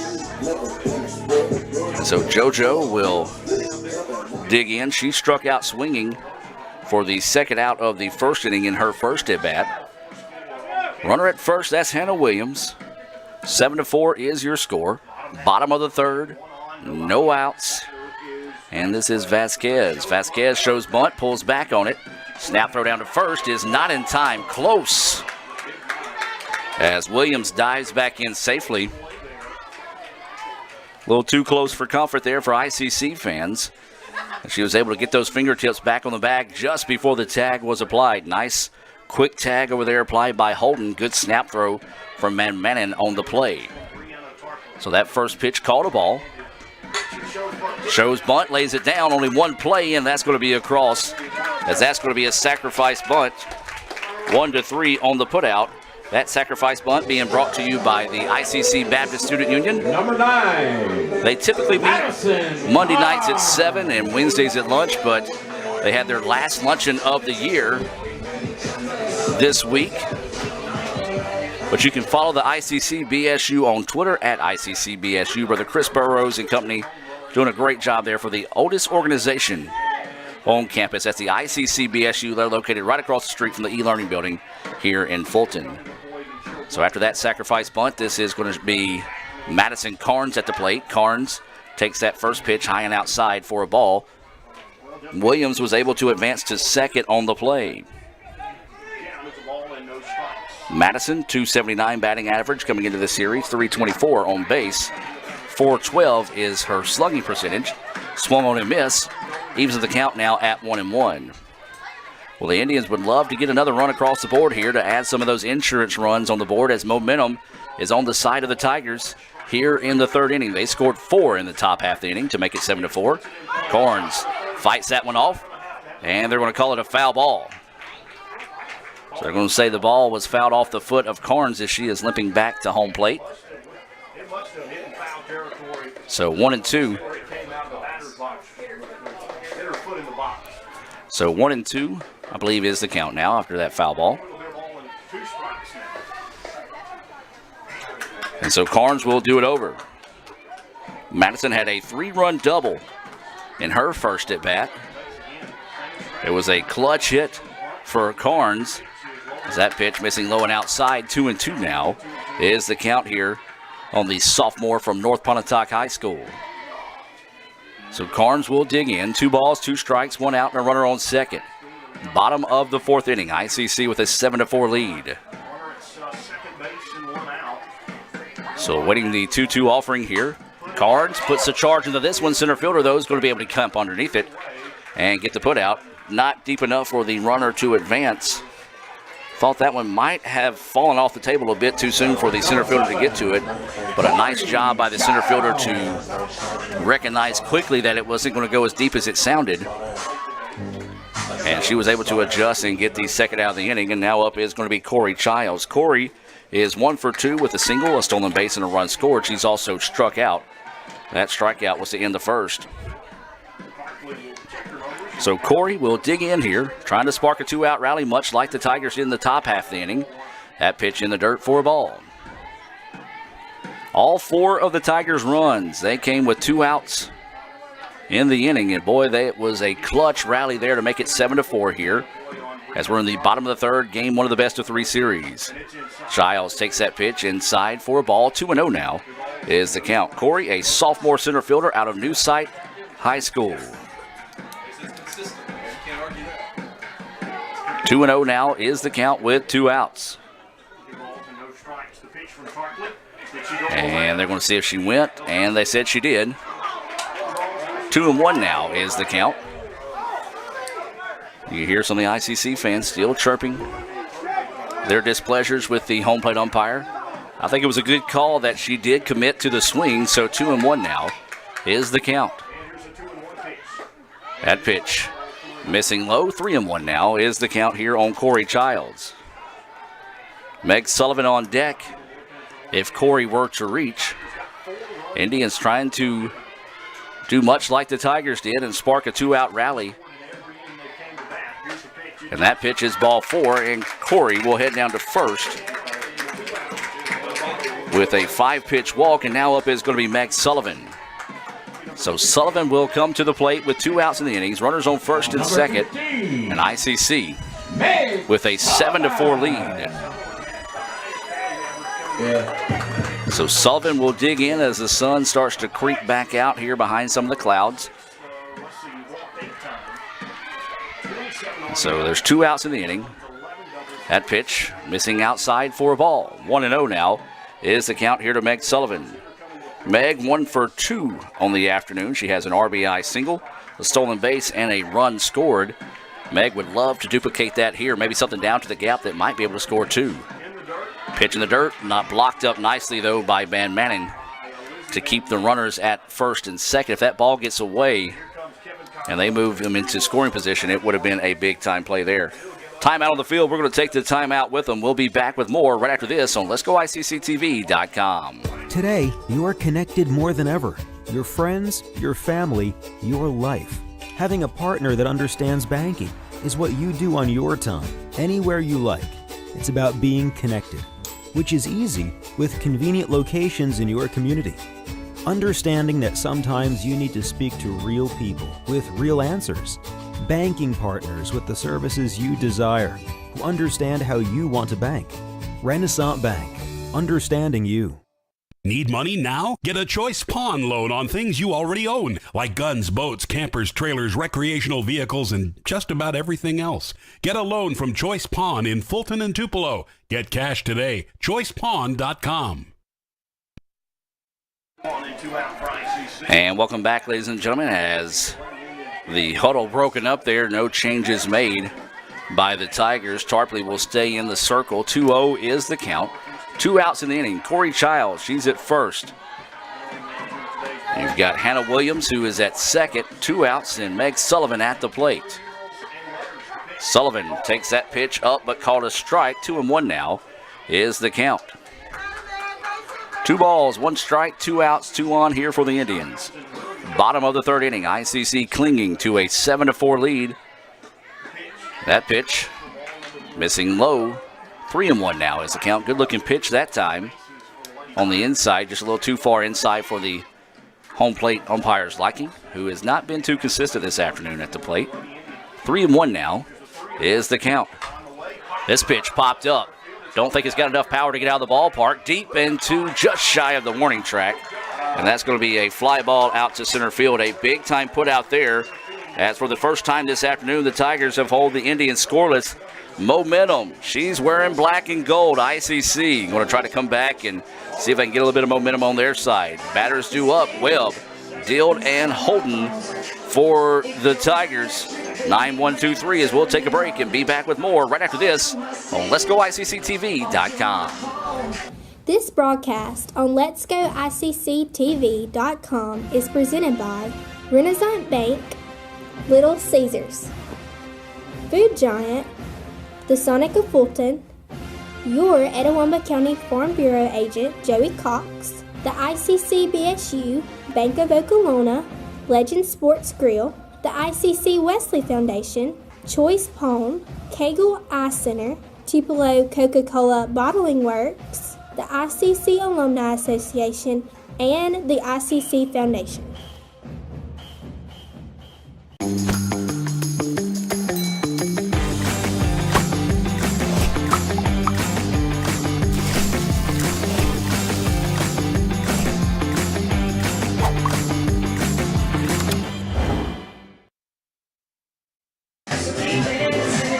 And welcome back, ladies and gentlemen. Bailey Springfield staying inside the circle here for the Indians as we move now to the top of the 4th inning. 7-4 is your score. 4 runs by the Tigers in the top of the 3rd inning. They have grabbed a little bit of momentum here.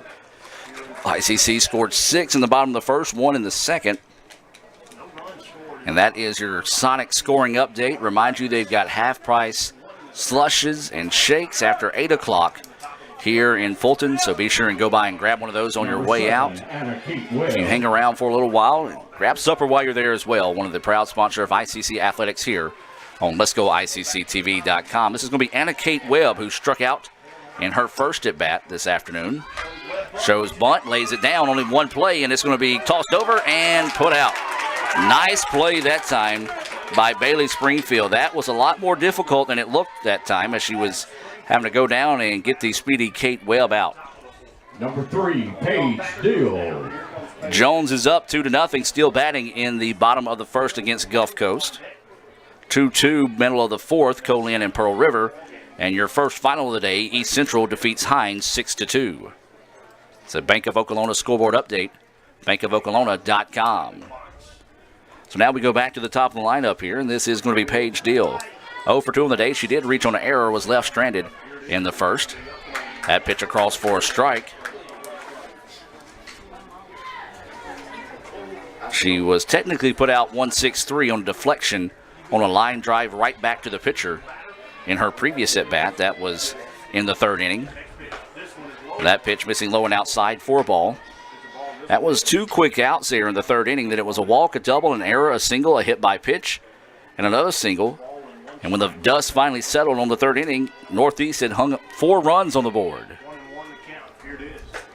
That changeup hangs up for a ball. 2-1 now is the count.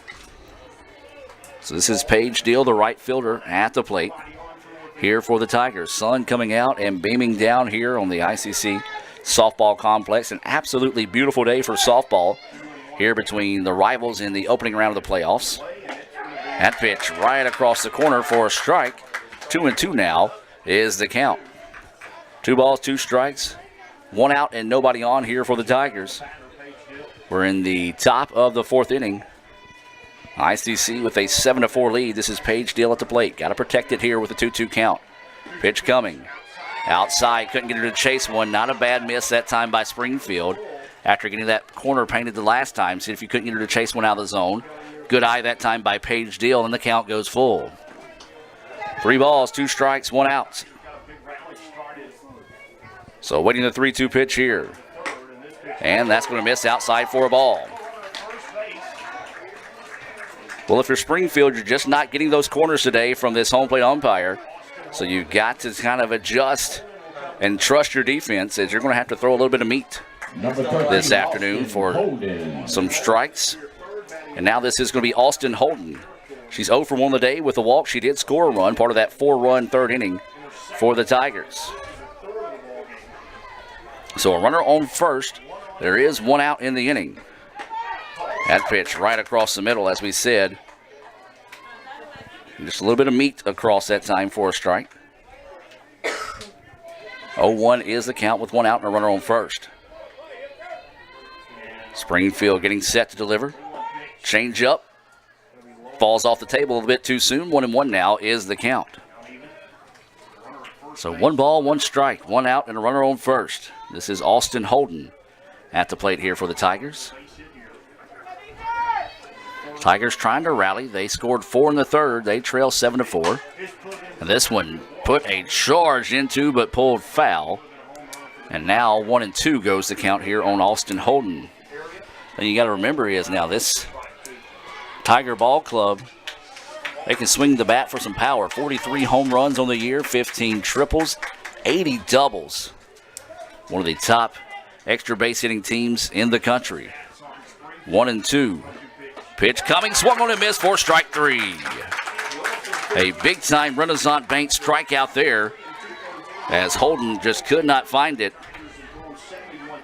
And that is the second Renaissance Bank strikeout of the game. And now this is going to bring up Kaylee Wallace. So Callie Wallace, she has 6 doubles on the year and a team-leading 16 home runs. That pitch, I'm guessing, missed up that time as it goes for a ball. So 1-0 is the count here. If you're a Tiger fan, you're loving the strike zone today. If you're an ICC fan, not so much. That changeup hangs right down the corner, or excuse me, right down the middle. 1-1 now is the count. 7-4 is your score. 2 outs in the inning. There is a runner at first. That's Deal, who drew a walk. Wallace at the plate. She's the DP. She doubled in a run. Also scored a run. She's also flew out to center field. That pitch paints that outside corner. 1-2 now is the count. So 1-2 with 2 outs. Indians trying to get out of this inning here. Tigers trying to carbon copy what they did in the last inning and spark a 2-out rally. So waiting the 1-2 offering here from Springfield. Runner goes, throw down is not in time. So the Tigers rolling the dice there. And they do get the stolen base. 2-2 is the count. Interesting move there to try to steal with 2 outs in the inning. You really don't want to run yourself out of the inning. I don't think the Indians were necessarily expecting that, so that's how the Tigers were able to get the runner into scoring position. So a gutsy call that time by Coach Long and the Tigers, and it pays off. 2 balls, 2 strikes, 2 outs, and a runner on second. This is Wallace at the plate. Springfield trying to find a way to win the battle here. 2-2 pitch coming. This one popped up. A mile-high pop-up here. Carnes comes in and squeezes it for the putout. Good job that time by Bailey Springfield to induce the power, hitting Wallace into a pop-up to second to end the inning. Neither team able to put a run on the board there in the 4th inning. We'll take a break and come back with more right here on Let's Go ICC TV. 7-4 Indians with the lead. Game 1 of the best of 3 series. We'll be back with more right after this on Let'sGoICCTV.com. Helen, don't you know Little Caesars has the extra most bestest for $6? $6? I gotta sit down. Yeah, it has the most cheese and pepperoni for the nation's best price. Most cheese and most pepperoni? I gotta sit all the way down.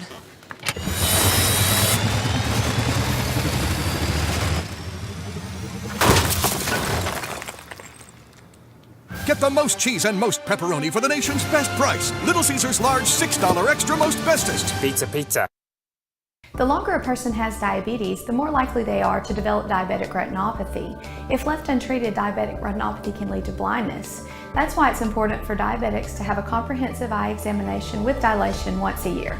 I'm Dr. Laurie Cagle of Cagle Eye Center in Fulton. We offer comprehensive eye exams to provide diagnosis and treatment of various eye diseases. Browse our large selection of frames available in prescription and non-prescription. Call to schedule your appointment today at Cagle Eye Center in Fulton. And welcome back, ladies and gentlemen, as we get set to start here in the top of the 5th inning. ICC with a 7-4 lead here over the Tigers in the first of a possible 3 games here in the opening round of the MACJC playoffs. For the Indians, it'll be the 3-4-5 batters due up. Samantha Conley, Mackenzie Piper, and Macy Cox. ICC would love to find a way to pick up some insurance runs here in the bottom of the 4th inning. Number 11. Like I said, the Indians could not, or both teams could not put up a run.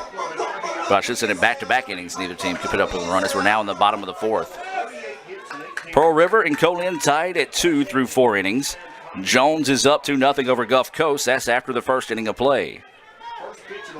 Conley sees that pitch in the dirt, 4 ball. So 2-0 is the count, or excuse me, 2-0 is the score. Gulf Coast trailing Jones, that's after 1. 2-2 is the score, Colin Pearl River. That's after 4. And your final score was 6-2, East Central over Hines. Ground ball is going to find its way through. Samantha Conley with her second hit of the day, and it was a good one as it was able to sneak its way through that time. Little CNI single out to left field to start the inning. So now that's going to bring up Mackenzie Piper to the plate. The Indians jumped out to a 7-0 lead through the first 2 innings and a 4-run top of the 3rd by the Tigers. Made it a 7-4 contest, and now the Indians trying to pick up some insurance runs here in the bottom of the 4th. Piper takes a look at that first pitch across for a strike. Tarpley doing an outstanding job filling up the strike zone this afternoon here for the Tigers. Piper is 0 for 1 on the day with a strikeout, a walk, and a run scored. She's the pride of Pell City, Alabama. Trying to get things going here for the Indians. A ground ball, foul ball. 1-1 now, or excuse me, 0-2 is the count. Runner at first, that's Conley, who started us off with a single. So 0-2 is the count here on Piper.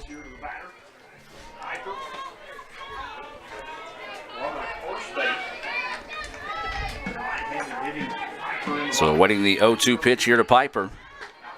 Not a bad spot to miss that time by Tarpley. See if you couldn't get her to chase one for a strike. But good eyes there by Piper. And she holds off on that one. 1-2 now is the count. Macy Cox on deck here for the Indians. 7-4, bottom of the fourth. Piper, grounder to the second baseman. There's one. Can they get two? No. And so that'll be a fielder's choice for Piper. 4-6 on the putout of Conley. Just couldn't quite get it out of their glove quick enough to turn that double play, so a break somewhat for the Indians.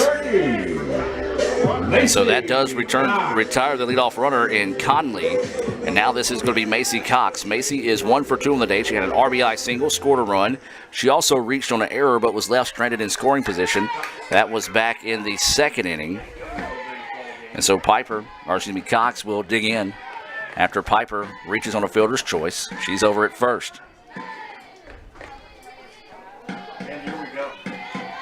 So Cox will dig in here. Beautiful pitch on that outside corner for a strike. Tarpley has pitched well today. The Indians roughed her up early but has calmed down since. She's only given up 1 run on 3 hits since that 6-run first inning. Cox reaches down for that one, can't find it. And that's going to be an easy out that time as the runner had to go back to first, thinking it might have been a pop-up trying to avoid the double play. But instead, the ball dropped, and Piper, just nothing she could do for that one. Darned if you do, darned if you don't situation there. And so now with 2 outs and a runner on first, this is going to bring up Bailey Springfield. She reached on an error, scored a run, popped up in foul territory to the catcher to end the second. So Springfield trying to help her own cause here in the bottom of the 4th inning. ICC leading 7-4. That pitch outside corner for a strike. Zip throw down to first, not in time as Macy dives back safely. ICC trying to spark a 2-out rally here. Springfield could really help out her own cause with a base hit here. So Springfield digging in, waiting the pitch from Tarpley. Pitch high and outside. 1-1 now is the count. Springfield, she ran into a little bit of trouble in the 3rd inning with 2 outs in the inning. It was just great base hitting by the Tigers there in that 3rd inning with 2 outs. And Springfield just could not catch up with that one. Great pitch on that location that time at Springfield. Trying to do some damage with that swing. 1-2 now is the count. If Springfield were to reach, and it'll be Hannah Williams up next for the Indians. So Springfield's got to protect the dish here.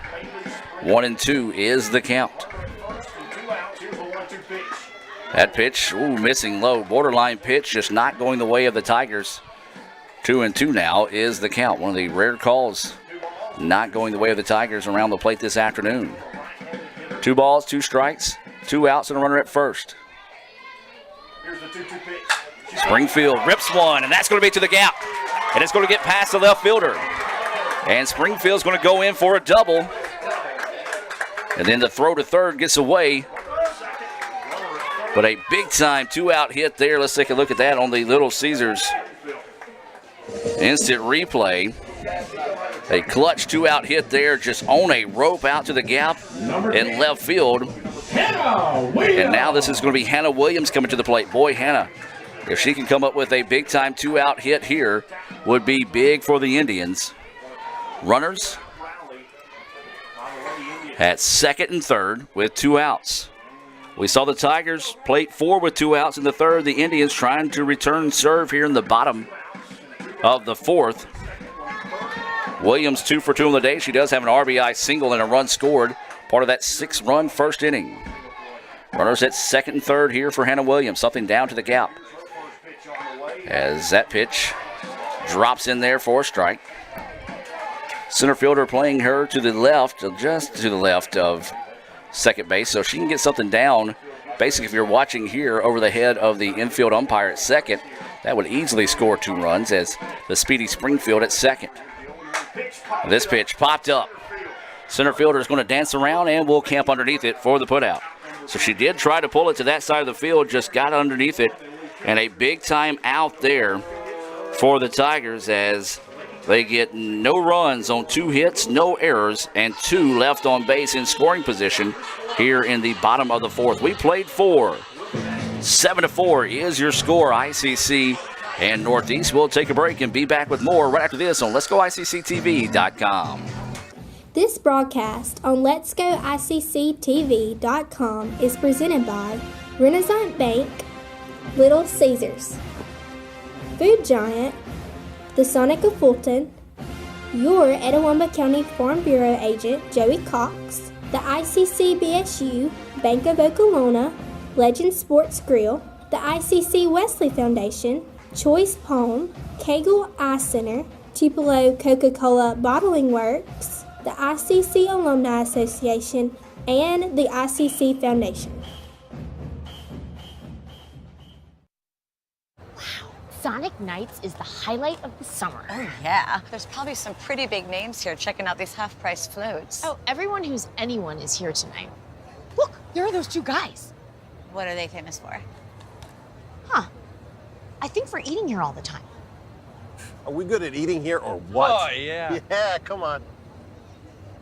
For limited time, get real ice cream slushes, shakes, and floats half price after 8 p.m. during Sonic Nights. This is how you Sonic.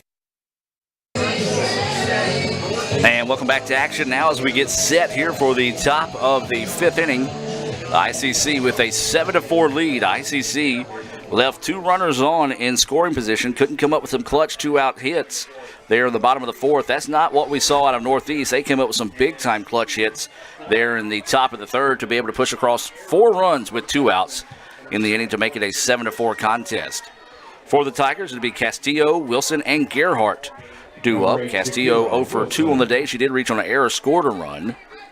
That was back in that 4-run 3rd inning. So Castillo will start things off here for the Tigers. Springfield still in the circle here for ICC. Fastball right down the middle for a strike. I'll tell you what, Springfield's done a good job of calming down. She was a little frustrated early on, not thinking some of those borderline pitches were going her way. She's kind of settled down and starting to fill up the strike zone here late in the contest. That pitch missing low and inside. 1-1 now is the count. Well, he has been consistent on not giving that inside pitch on right-handed batters.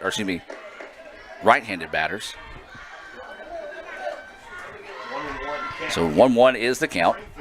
Rise ball couldn't catch up with it. Boy, I tell you what, Castillo took a healthy chop at that one. Came up empty. 1-2 now is the count.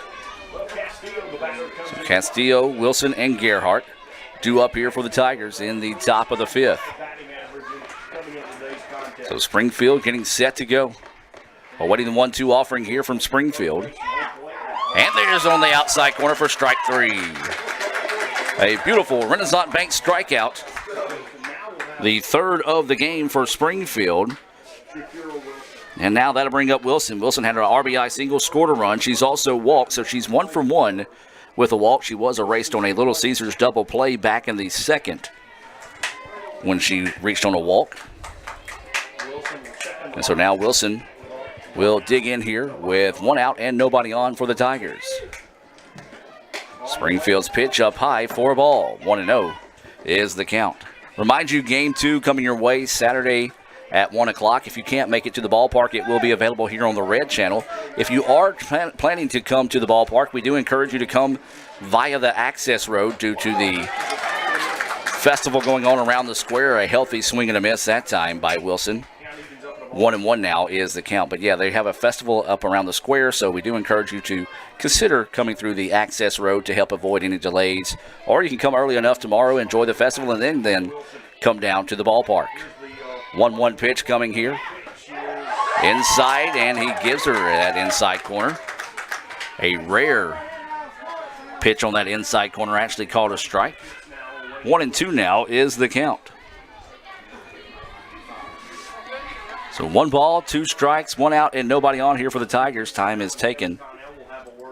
And the coach wanting to come talk to the batter here, so Conley will head out and talk to her pitcher. Everybody having a word with everybody else. So everybody just wanting to have a little conversation real quick. Talking things over here. And so now they're going to break everything up, and we're going to do it again with a 1-2 count. 1 out and nobody on here. We're in the top of the 5th. ICC nursing a 7-4 lead here late in the contest. Game 1 of this best-of-3 series. Always important to try to go ahead and get that first win of the series, much like East Central did 6-2 in their first game against Hines. Strike 3. Springfield is dialed in. That is back-to-back Renaissance Bank strikeouts, both of those looking. And now with 2 outs in the inning, this is going to bring up Gerhardt.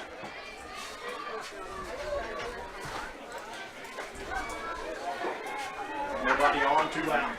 So with 2 outs and nobody on here, Number 5, Kelsey. This will be Kelsey Gerhardt coming to the plate. And here's the first pitch to Gerhardt. Gerhardt looks at that first pitch across for a strike. Springfield all of a sudden has just woke up here and is starting to fill up the strike zone big time.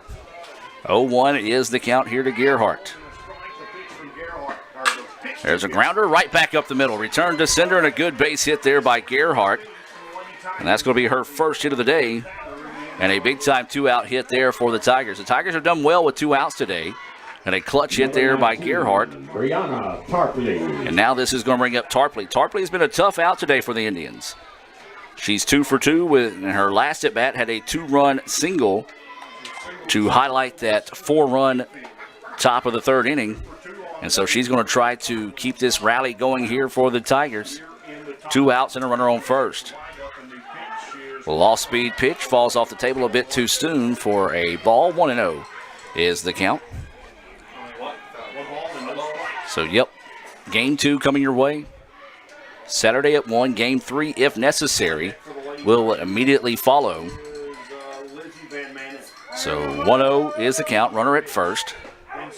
And that inside corner that was not there the first part of the ball game, starting to be there a little bit more. So it looks like the strike zone has shifted a little bit. And now we're going to have a warning here. And so the Northeast coach is going to get a warning after barking about that one.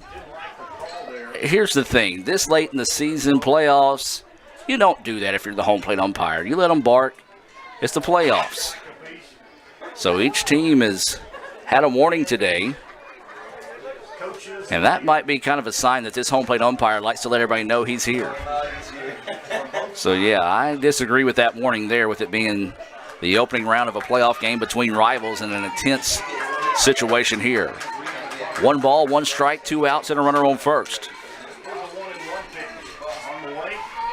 Change up, misses for a ball. Well, whatever coach said over there on the third base side kind of got in the head of the umpire there. One of those that you pretty much probably had to swing at that one before it was going to be called a strike. So 2-1 now is the count. Runner at first, 2 outs. Indians looking for the exit here in the top of the 5th inning. And this one ripped but foul. 2-2 now is the count. So Tarpley, as we said, has been an extremely tough out for the Indians. 2 for 2 on the day with 2 RBIs. She had those RBIs on her last at bat. So she's trying to keep this inning alive here. 2 balls, 2 strikes, 2 outs, and a runner at first. Top of the 5th inning, ICC leading 7-4. 2-2 pitch coming.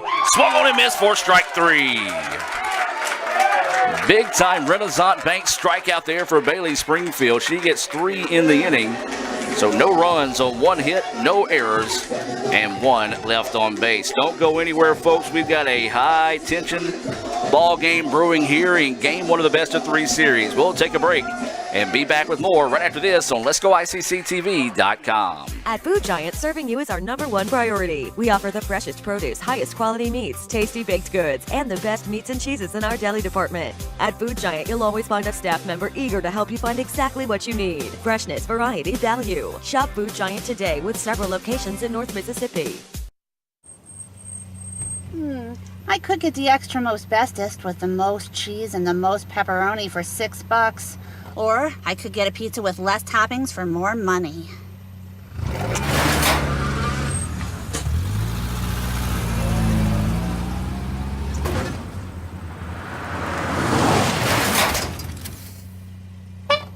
Get the most cheese and most pepperoni for the nation's best price. Little Caesars large $6 extra most bestest. Pizza, pizza.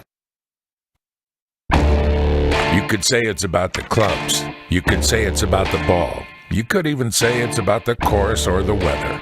But what it really comes down to is consistency and hard work. Over and over and over again. At Renaissance, we understand consistency. We understand hard work. Most importantly, we understand you. Renaissance Bank. Understanding you. Need money now? Get a Choice Pawn loan on things you already own, like guns, boats, campers, trailers, recreational vehicles, and just about everything else. Get a loan from Choice Pawn in Fulton and Tupelo. Get cash today. ChoicePawn.com. And welcome back, ladies and gentlemen, as we get set here to move to the bottom of the fifth inning. ICC with a 7-4 lead. For the Indians, it'll be the 8-9-1 batters due up. Vasquez, Corns, and Childs due up here for the Indians. ICC trying to find some insurance runs here late in the contest. Tarpley's done an amazing job settling down to keep the ICC bats quiet after giving up those 6 runs in the first. Vasquez looks at that first pitch across for a strike. And that's a large part of Tarpley's success today, is she's done a good job of getting ahead of batters. And then once they get ahead of the count, she's kind of did a good job of alternating speeds and locations to keep them on their heels. That pitch missing outside. 1-1 now is the count. Sun continue to set here in Fulton. The first game of the best-of-3 series here. As Vasquez at the plate. Looks at that pitch, high for a ball. 2-1 now is the count here on JoJo. JoJo playing third base. She's out of South Haven. If you hadn't had a chance to meet JoJo, well, you miss out. She is what you call a spitfire. I like to give people a hard time. If you give it back, that means we're going to be friends. And me and JoJo, well, we're pretty good buddies. That pitch up but called a strike. 2-2 now is the count here on Joanna Vasquez. So 2-2 is the count. Vasquez leading us off here. She had a sacrifice bunt in her previous at-bat. Ground ball, third baseman. Look what I've found. Throw over is in time for the putout. 5-3 on the play there. Ground out to third to start the inning. And now this is going to bring up Madison Carnes. Carnes had a 3-run double in her first at-bat, then flew out to center in her second at-bat. So she's going to try to spark the bats here in the bottom of the fifth. So Carnes playing second base. Oh, nice change up that time as Carnes looking fastball. Held off on it. The pitch just fell across in there for a strike.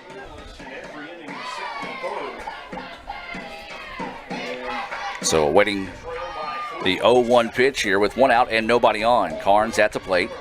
Looks at that pitch, high for a ball. Baseball on the road tomorrow at Colin. A big-time doubleheader there between the Indians and Wolves. You can watch that on the Colin Facebook page. We'll have that link available on letsgoicc.com. That pitch across for a strike. Fastball painting that outside corner. 1-2 now is the count.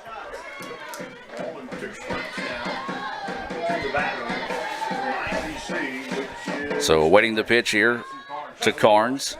1-2 is the count, 1 out. Carnes looks at that pitch outside, 2-2 now.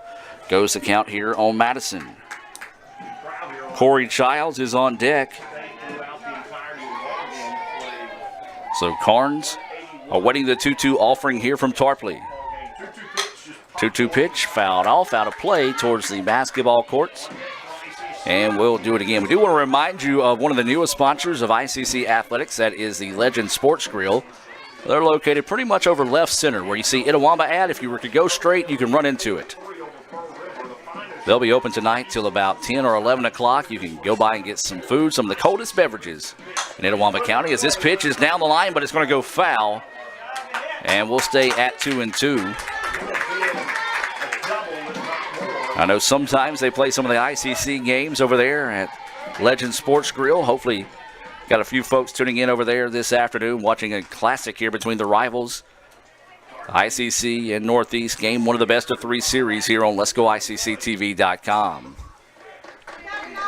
A trip to the MACJC tournament, a double elimination tournament for next weekend.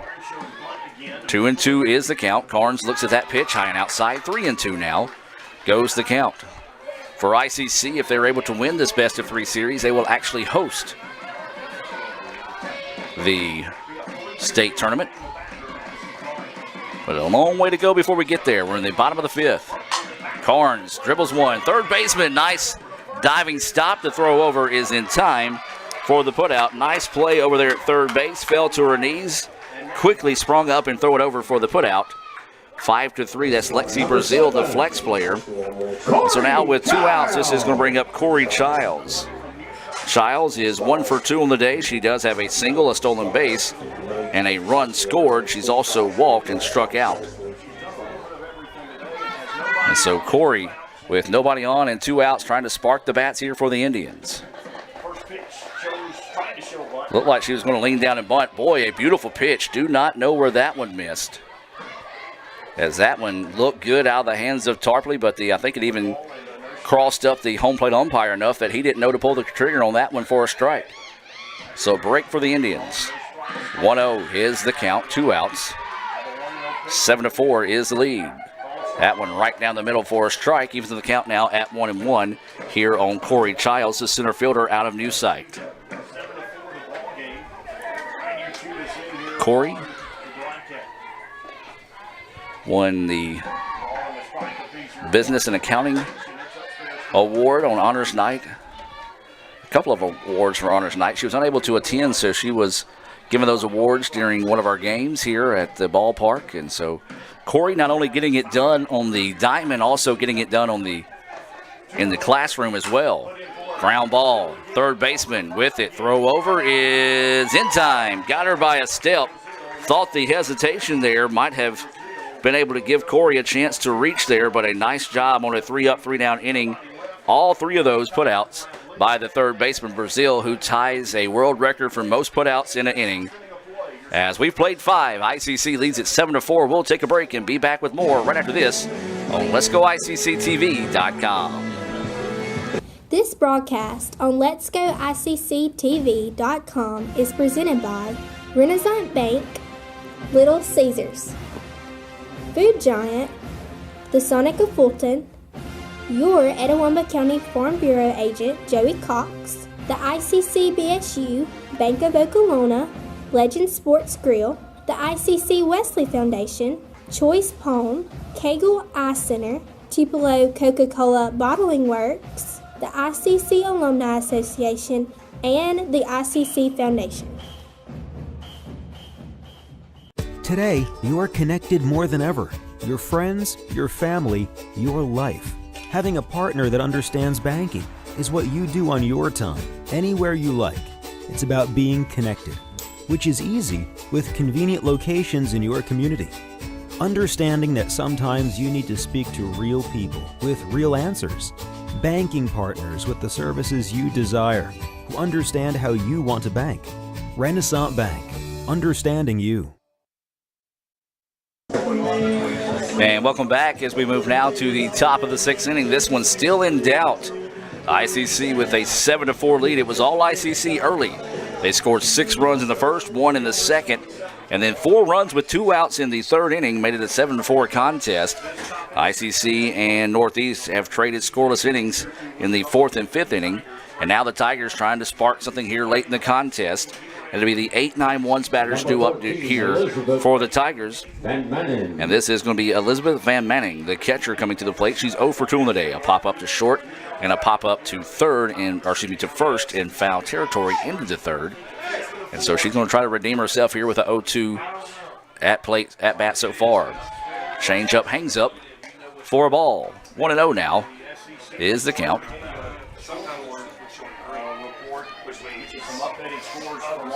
So it'll be Van Manen, Webb, and Deal due up here for the Tigers. That pitch looked to be up a little bit, but called a strike. 1-1 now is the count. 1 ball, 1 strike, no outs as Van Manen is leading us off here in the top of the 6th inning. So waiting the 1-1 pitch here from Springfield, and that one a beauty. Clips that inside part of the plate. 1-2 now is the count here on Van Manen. So no outs as Van Manen is starting us off here. 0 for 2 on the day, trying to avoid going 0 for 3. Springfield looking for her 6th Renaissance Bank strikeout of the day. Ground ball. Sternisha with it, throws over in time for the putout. Nicely done there by the freshman Rachel Sternisha at shortstop to get the first out of the inning. And now up will be Anna Kate Webb, the number 9 batter, playing in center field here in the first of a possible 3 games for the Tigers. Webb getting a few words of advice from Van Manen after that ground ball to the shortstop. And now this is going to be Anna Kate Webb, the center fielder, at the plate with 1 out and nobody on. Top of the 6th, ICC with a 7-4 advantage. That pitch inside for a ball. A few of the ICC fans oohing and ahhing, but yeah, that one was in the other batter's box. Ball 1. 1-0 is the count. 1 out, nobody on here. Top of the 6th. This one lifted. Left fielder coming up and making the play. Nicely done out there by Hannah Williams. Wouldn't call it a leaping catch, but maybe a baby hop on the catch out there for out number 2. And now we go back to the top of the lineup, and this is going to be Paige Deal. Deal walked, stole a base, was left stranded back in the 4th. She also grounded out basically to the shortstop in her 2nd at bat and reached on an error in her 1st at bat. She was left stranded over there at 1st. So Springfield trying to get a 3-up, 3-down inning. See if the Indians can return serve here in the top of the 6th. ICC went up 3-up, 3-down in the bottom of the 5th. That pitch outside for a ball. Like trying to get one to trail back in, just did not have any turn to it. And so 1-0 is the count. 2 outs, nobody on here for the Tigers. Top of the 6th inning. That pitch outside again and low this time. 2-0 is the count here to Paige Deal. Deal's got some pretty good speed, so the left side of the infield is in. Right side at regular depth. So 2-0 is the count here to Paige Deal, trying to spark a 2-out rally, and that's something the Tigers have done well today, is hit with 2 outs. Springfield just zips that one down the middle for a strike. 2-1 now is the count. Pearl River leading Colin 3-2. That's in the top of the 5th. Jones still up on Gulf Coast 2-0. And this one popped up deep right field. Right fielder goes back and gets it short of the warning track. Boy, it sounded really good off the bat. Thought it had a chance, but just a routine fly ball out there to right field that Piper was able to step underneath and end the inning. A 3-up, 3-down inning there in the top of the 6th. We'll take a break and hear a few words from our sponsors and be back with more right after this on Let'sGoICCTV.com. What if Mississippi's community and junior colleges didn't exist? You'd see a much different Mississippi, one without these degrees. And the jobs that come from them. One where many would fail to get a higher education because affordable community and junior college is their only hope. We're in danger of this happening thanks to state budget cuts. In fact, Mississippi once ranked #1 in America's community and junior college systems. #1.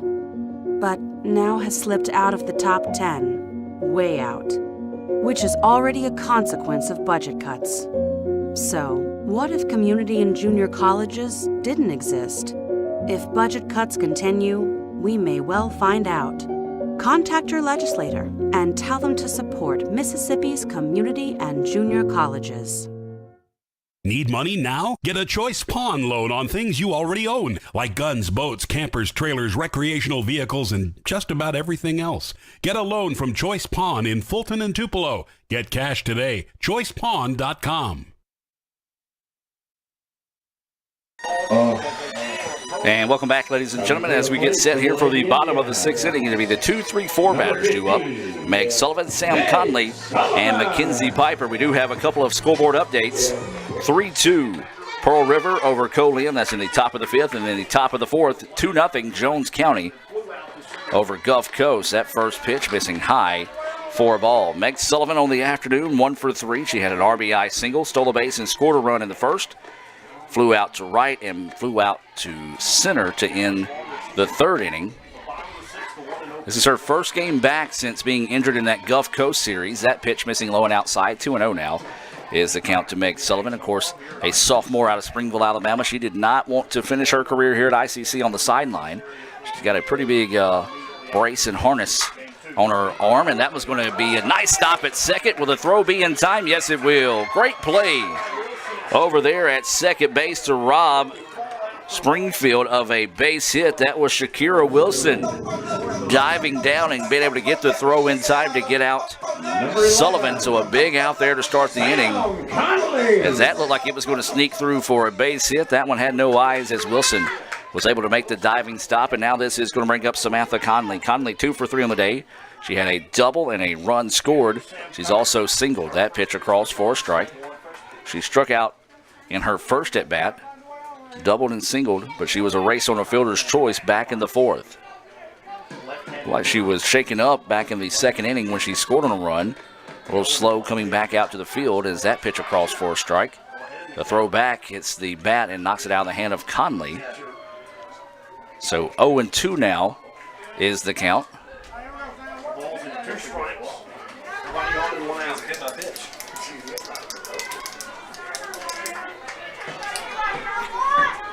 Here comes the 0-2 pitch now. So waiting the 0-2 pitch.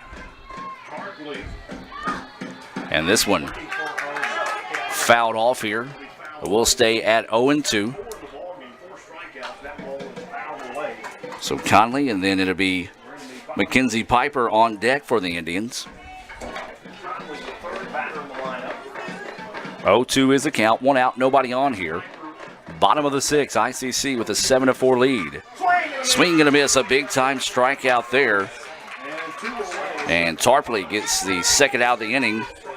And that is going to be her 5th strikeout. First one in a while, as her last strikeout came in the second inning. And now up is going to be Mackenzie Piper. She did have 3 of those strikeouts in the first inning.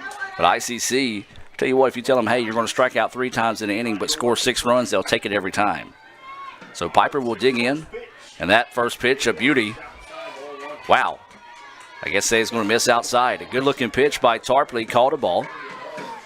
1-0 is the count. That inconsistency of the home plate umpire shining through again on that pitch. 1-0 pitch coming. Piper. That one missing low. 2-0 now is the count. So Piper trying to extend the inning here for the Indians. They lead 7-4. We're in the bottom of the sixth. ICC in Northeast, game 1 of 3. Piper pops this one deep but foul. Well, that one had a chance to go for a ride there off the bat of Mackenzie Piper, just a little bit ahead of that one on the off-speed pitch. And so nothing but an exciting strike there. 2-1 goes the count here on Piper.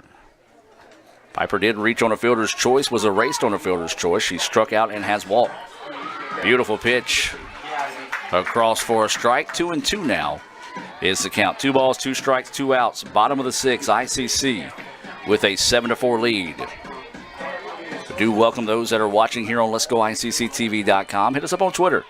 Let us know if you're watching. That pitch missing low, and the count goes full. 3 balls and 2 strikes. The count is full. So now a full count here to Piper. 3-2 with 2 outs. Bottom of the sixth, ICC leading 7-4. And it hit her. So after all that drama, a hit by pitch will bring up Macy Cox. Number 30. Macy. Looks like we may have a change coming up here for the Indians, or they might be putting a runner in place of Piper. As Coach Kirk is talking to the home plate umpire, that is going to be the case here, as this is going to be a runner coming in. This is going to be number 25, Kelsey Yates. So Yates will come in to run. You figure this is just going to be a sub-in, sub-out situation.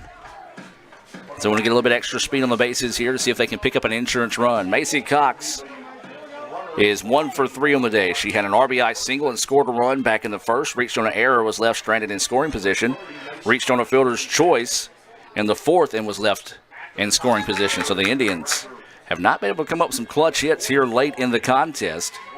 Looking for one here with 2 outs. Macy takes that first pitch across for a strike. Kelsey Yates over at first base. She's a catcher by trade. She has 3 stolen bases on the year. She's scored 6 runs as that pitch up for a ball. Would love to see her add her 7th run to her stats total.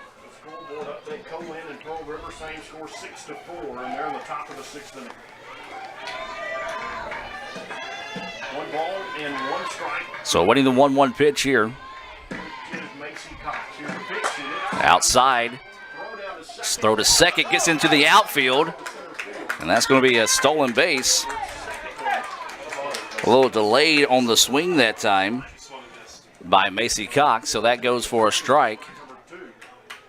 And now 1-2 is the count. So now the runner in scoring position here. Macy, if she can come up with a clutch base hit, the Indians could possibly be looking at pushing across their 8th run of the contest. 2-1 is the count, 2 outs, and a runner on second. 2-1 pitch count.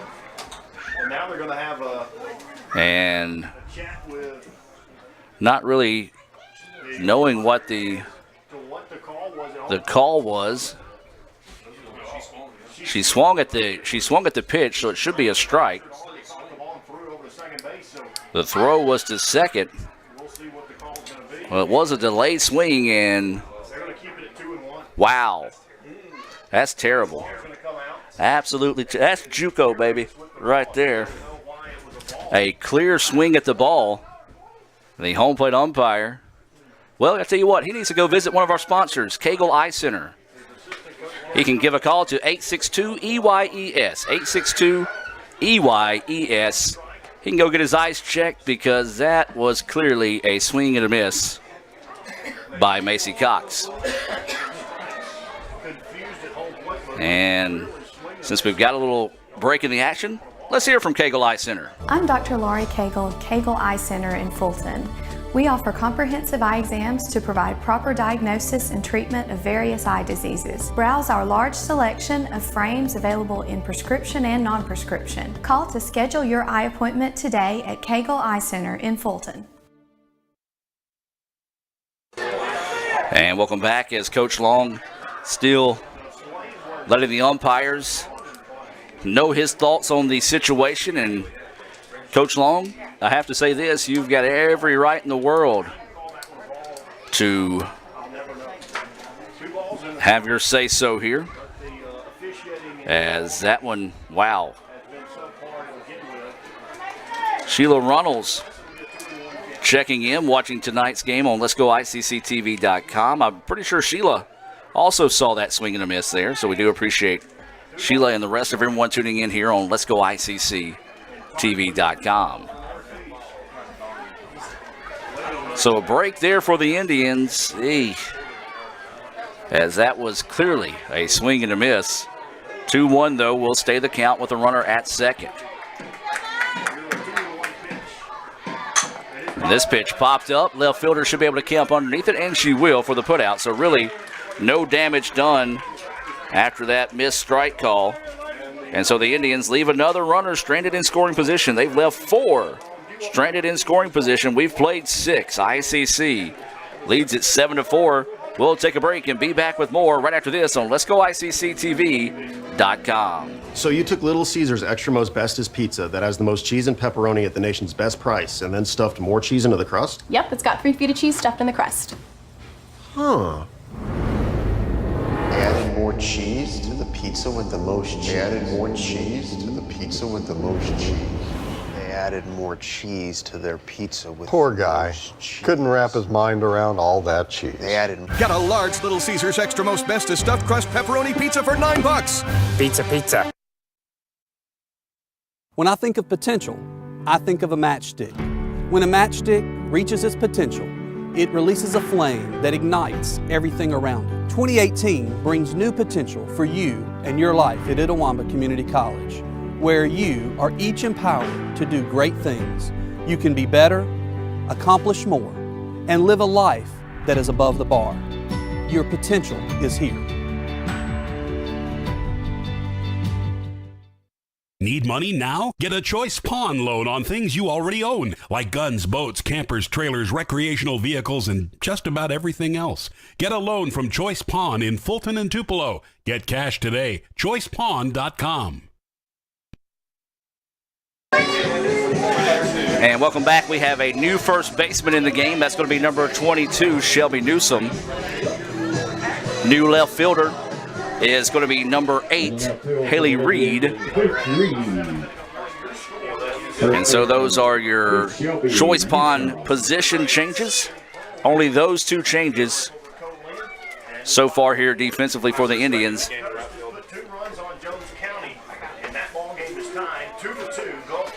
Okay, we just heard a scoreboard update. Gulf Coast and Jones County tied at 2-2. Wow. A big game one there. Our first final of the day was East Central defeating Hines by the final score of 6-2. Well, the Tigers are down to their final 3 outs of the contest. Can ICC find a way to hang on here and pick up a 7-4 win in the first game of the day? Remind you to stay tuned. We'll have the Renaissance Bank postgame show. We'll also name our Legends Sports Grill star of the game, and then have our Sonic stats and more, part of the Renaissance Bank postgame report here at the conclusion of game one. But ICC, they've got to find 3 outs before we can get to that. At first pitch, check swing for a strike. That pitch up high. And they're going to say foul ball, or they're going to say it's a fair ball. As the ball was hit, dribbled forward, and it's going to be a putout. 2-3 on the putout of Holden. Well, she tried to check the swing. The ball went forward, did not go foul. And Coach Long is going to come out and argue this one. He at least needs to get an appeal to the infield, and that's what the home plate umpire is going to do. Well, it looks like the ball, it was laying in front of the batter's box, so the meeting of the minds in the infield here. We'll see if the play stands. If it does, it's a 2-3 on the putout, and it does. So a check swing as the ball went forward. Just an unfortunate break there for Austin Holden, and 1 out now in the inning. And so now this is going to bring up trouble in the form of Callie Wallace. Wallace, the power hitting Tiger, is 1 for 3 on the day with an RBI double. She has scored a run. And so the Tigers, with 1 out now in the inning, trail by 3, 7-4, as the lights starting to turn on here at the ball field. That pitch inside for a strike. 0-1 now is the count.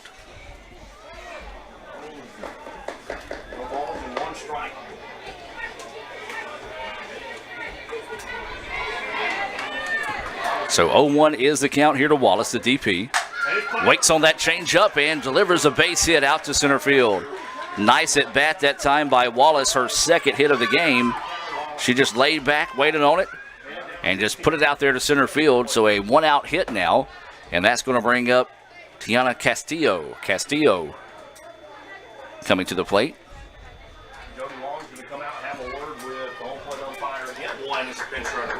So we're going to have a runner come into this situation for the Tigers. And Victoria Jones, a sophomore out of Hernando, will come in to run for Wallace. Jones on the year has 2 stolen bases.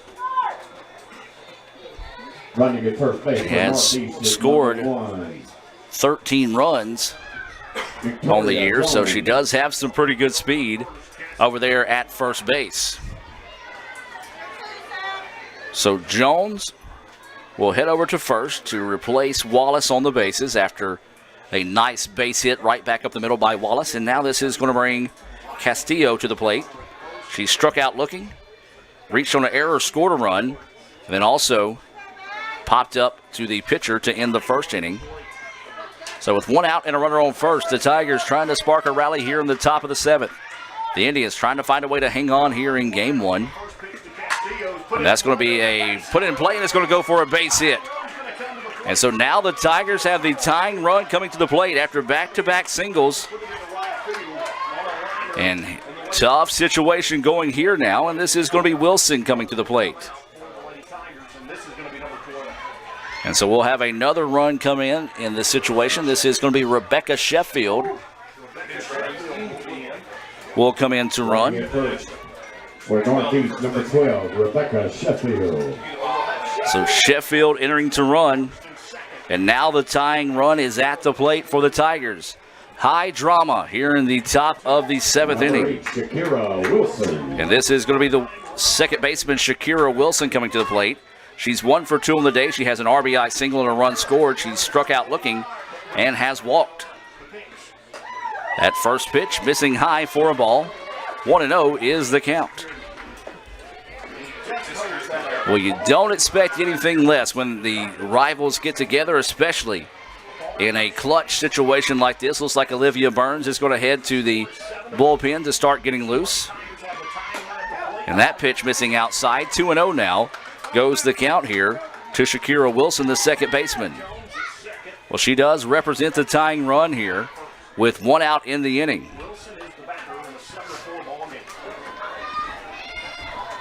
Let you listen to the crowd here as the tension builds at the ballpark.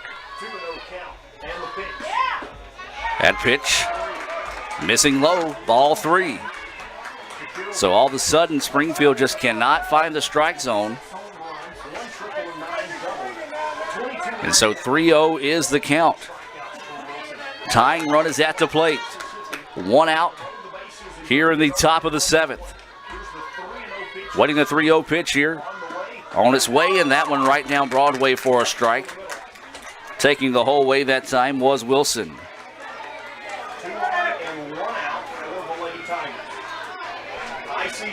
So one out here. The Indians trying to find the exit. The Tigers trying to get the rally brewing here in the top of the seventh. Swung on and missed, and I tell you what, Wilson was thinking about tying it up with one swing of the bat. She swings and misses, and the count now goes full at 3-2. So after 4 innings complete, it's 2-2 Jones and Gulf Coast. The 3-2 pitch coming. Strike 3! Big time Renaissance Bank strikeout for the second out of the inning. Got her looking for the second straight at bat there. And that is the 6th Renaissance Bank strikeout of the game for Bailey Springfield. Now there's 2 outs in the inning. But still, this game far from over with. Northeast did score 4 runs with 2 outs in the 3rd inning, and that's the situation they're in now. 2 outs, runners on first and second, and this is going to be Gerhardt, the shortstop at the plate. Gerhardt looks at that first pitch across for a strike.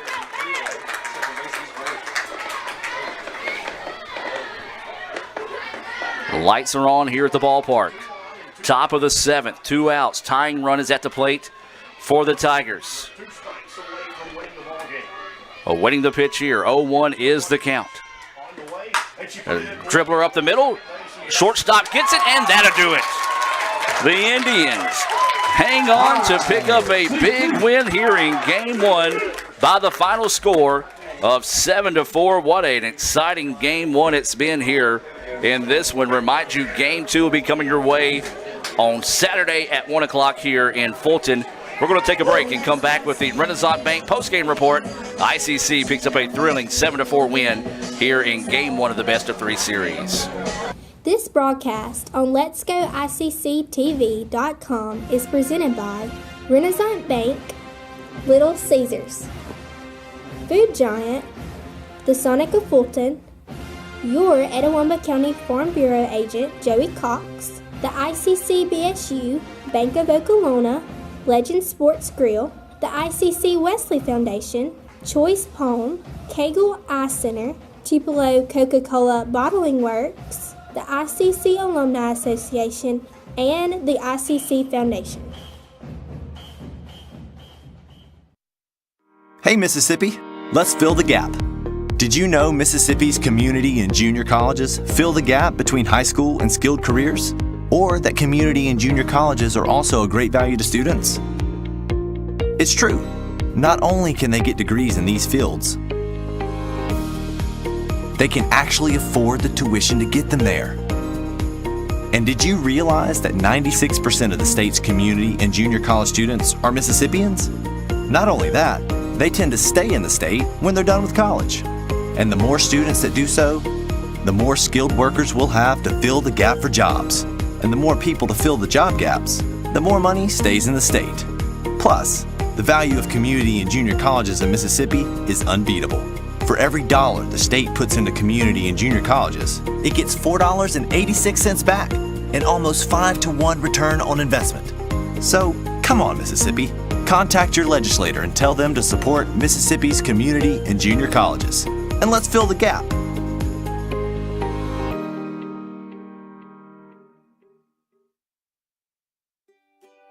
What's better than waiting in line at the bank? Literally everything. Renaissance Bank's mobile check deposit lets you take care of checks wherever you want. Click on Deposit Check in the Renaissance mobile app. Read and hit Continue on the bottom of the notice page. Sign it. Write your name, account number, and for mobile deposit only on the back. Photograph it, front and back, so we know it's real. Type in the amount, choose the account to deposit into, click Continue, and go on your way. You'll receive an email that is being processed, but hold on to the hard copy until the check clears, and then rip it up and throw it away. So what are you waiting for? Download the Renaissance mobile banking app and make waiting in line a thing of the past. Check, phone, check. Renaissance Bank, understanding you. Member FDIC.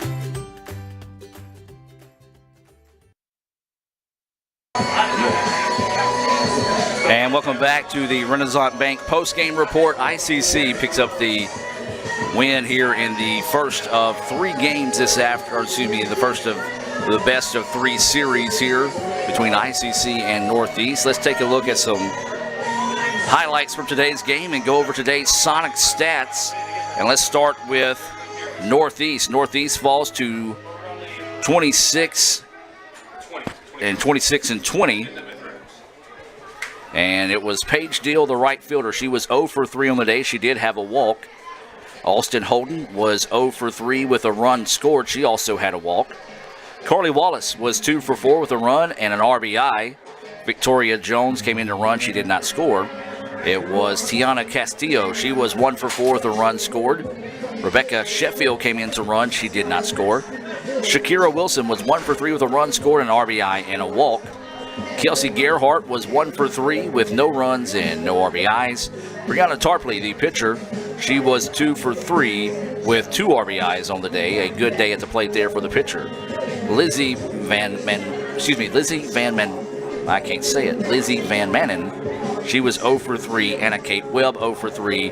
Lexi Brazil was a third baseman. She did not bat on the day. So that was 7 hits, 4 runs on the afternoon there. We're going to try to catch up with Coach Kirk here on the post-game show. Corey Childs was 1 for 3 with a run scored and a walk. Meg Sullivan was 1 for 4 with a run and an RBI. Samantha Conley 2 for 4 with a run. Mackenzie Piper was 0 for 2 with a pair of walks and a run scored. Kelsey Yates entered to run, did not score. Macy Cox was 1 for 4 with a run scored and an RBI. You have Shelby Newsom, who entered but did not bat. Bailey Springfield was 1 for 3 on the day with a run scored. Hannah Williams was 2 for 3 with a run and an RBI. Haley Reed entered, did not bat. Joanna Vasquez was 0 for 2. Madison Carnes was 1 for 3 with 3 RBIs. And then Rachel Stranisha was the flex player. She did not bat on the day, so ICC gets 9 runs on 7 hits. So here's your final lines on the day. Northeast, 4 runs, 7 hits, 2 errors. ICC, 7 runs, 9 hits, 2 errors. Tarpley falls to 7-4. Bailey Springfield improves to 19-3. She is now tied for the most wins in a regular season for an ICC pitcher, as we're going to be joined now in the ICC Foundation broadcast booth by Coach Andy Kirk. And Coach Kirk and the Indians victorious here in the first game of the day. Actually give Coach Kirk a little chance to catch his breath here, as Andy showing off some jets running up to the ICC Foundation broadcast booth. And Coach Kirk, thanks for coming up and joining us here in the Renaissance Bank post-game report.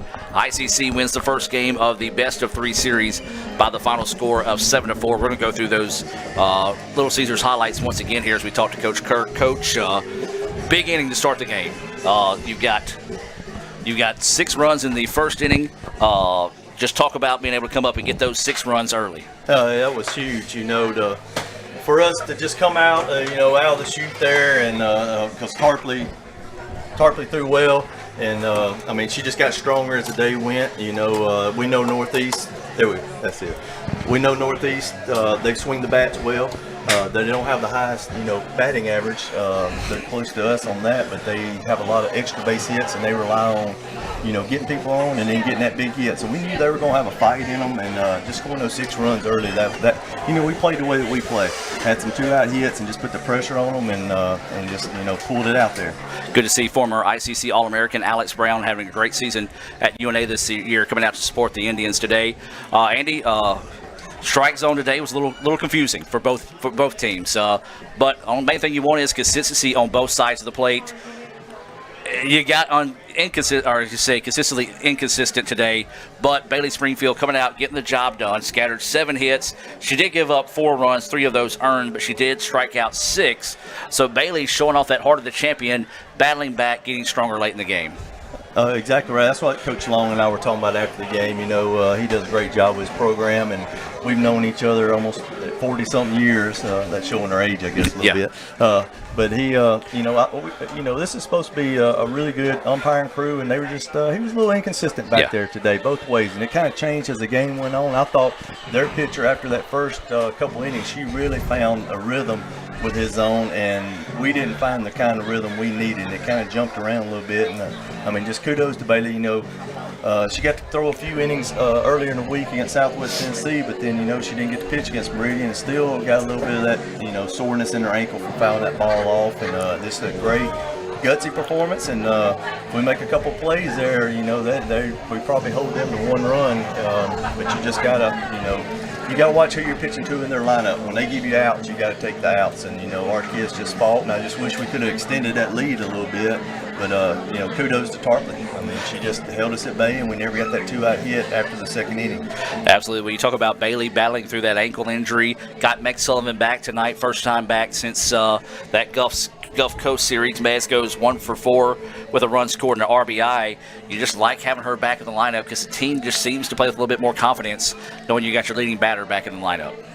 Meg is just, she's a baller. She's been there for us for 2 years. She played last year with a torn up shoulder and was an all-region player and got to play the outfield. And then this year, she slow start after the surgery, and man, she was just on fire, and then dislocated her shoulder. And just a huge uplift for our team. We wish she could play in the outfield, but we'll take Meg Sullivan in any capacity we can get her. And same thing, it's been a struggle without her, Bailey in the lineup there with all the extra base hits. I think between the two of them, they got 30 extra base hits, and we need them in the lineup, and producing. And Meg, she's just a baller, and we expect big things out of her tomorrow as well.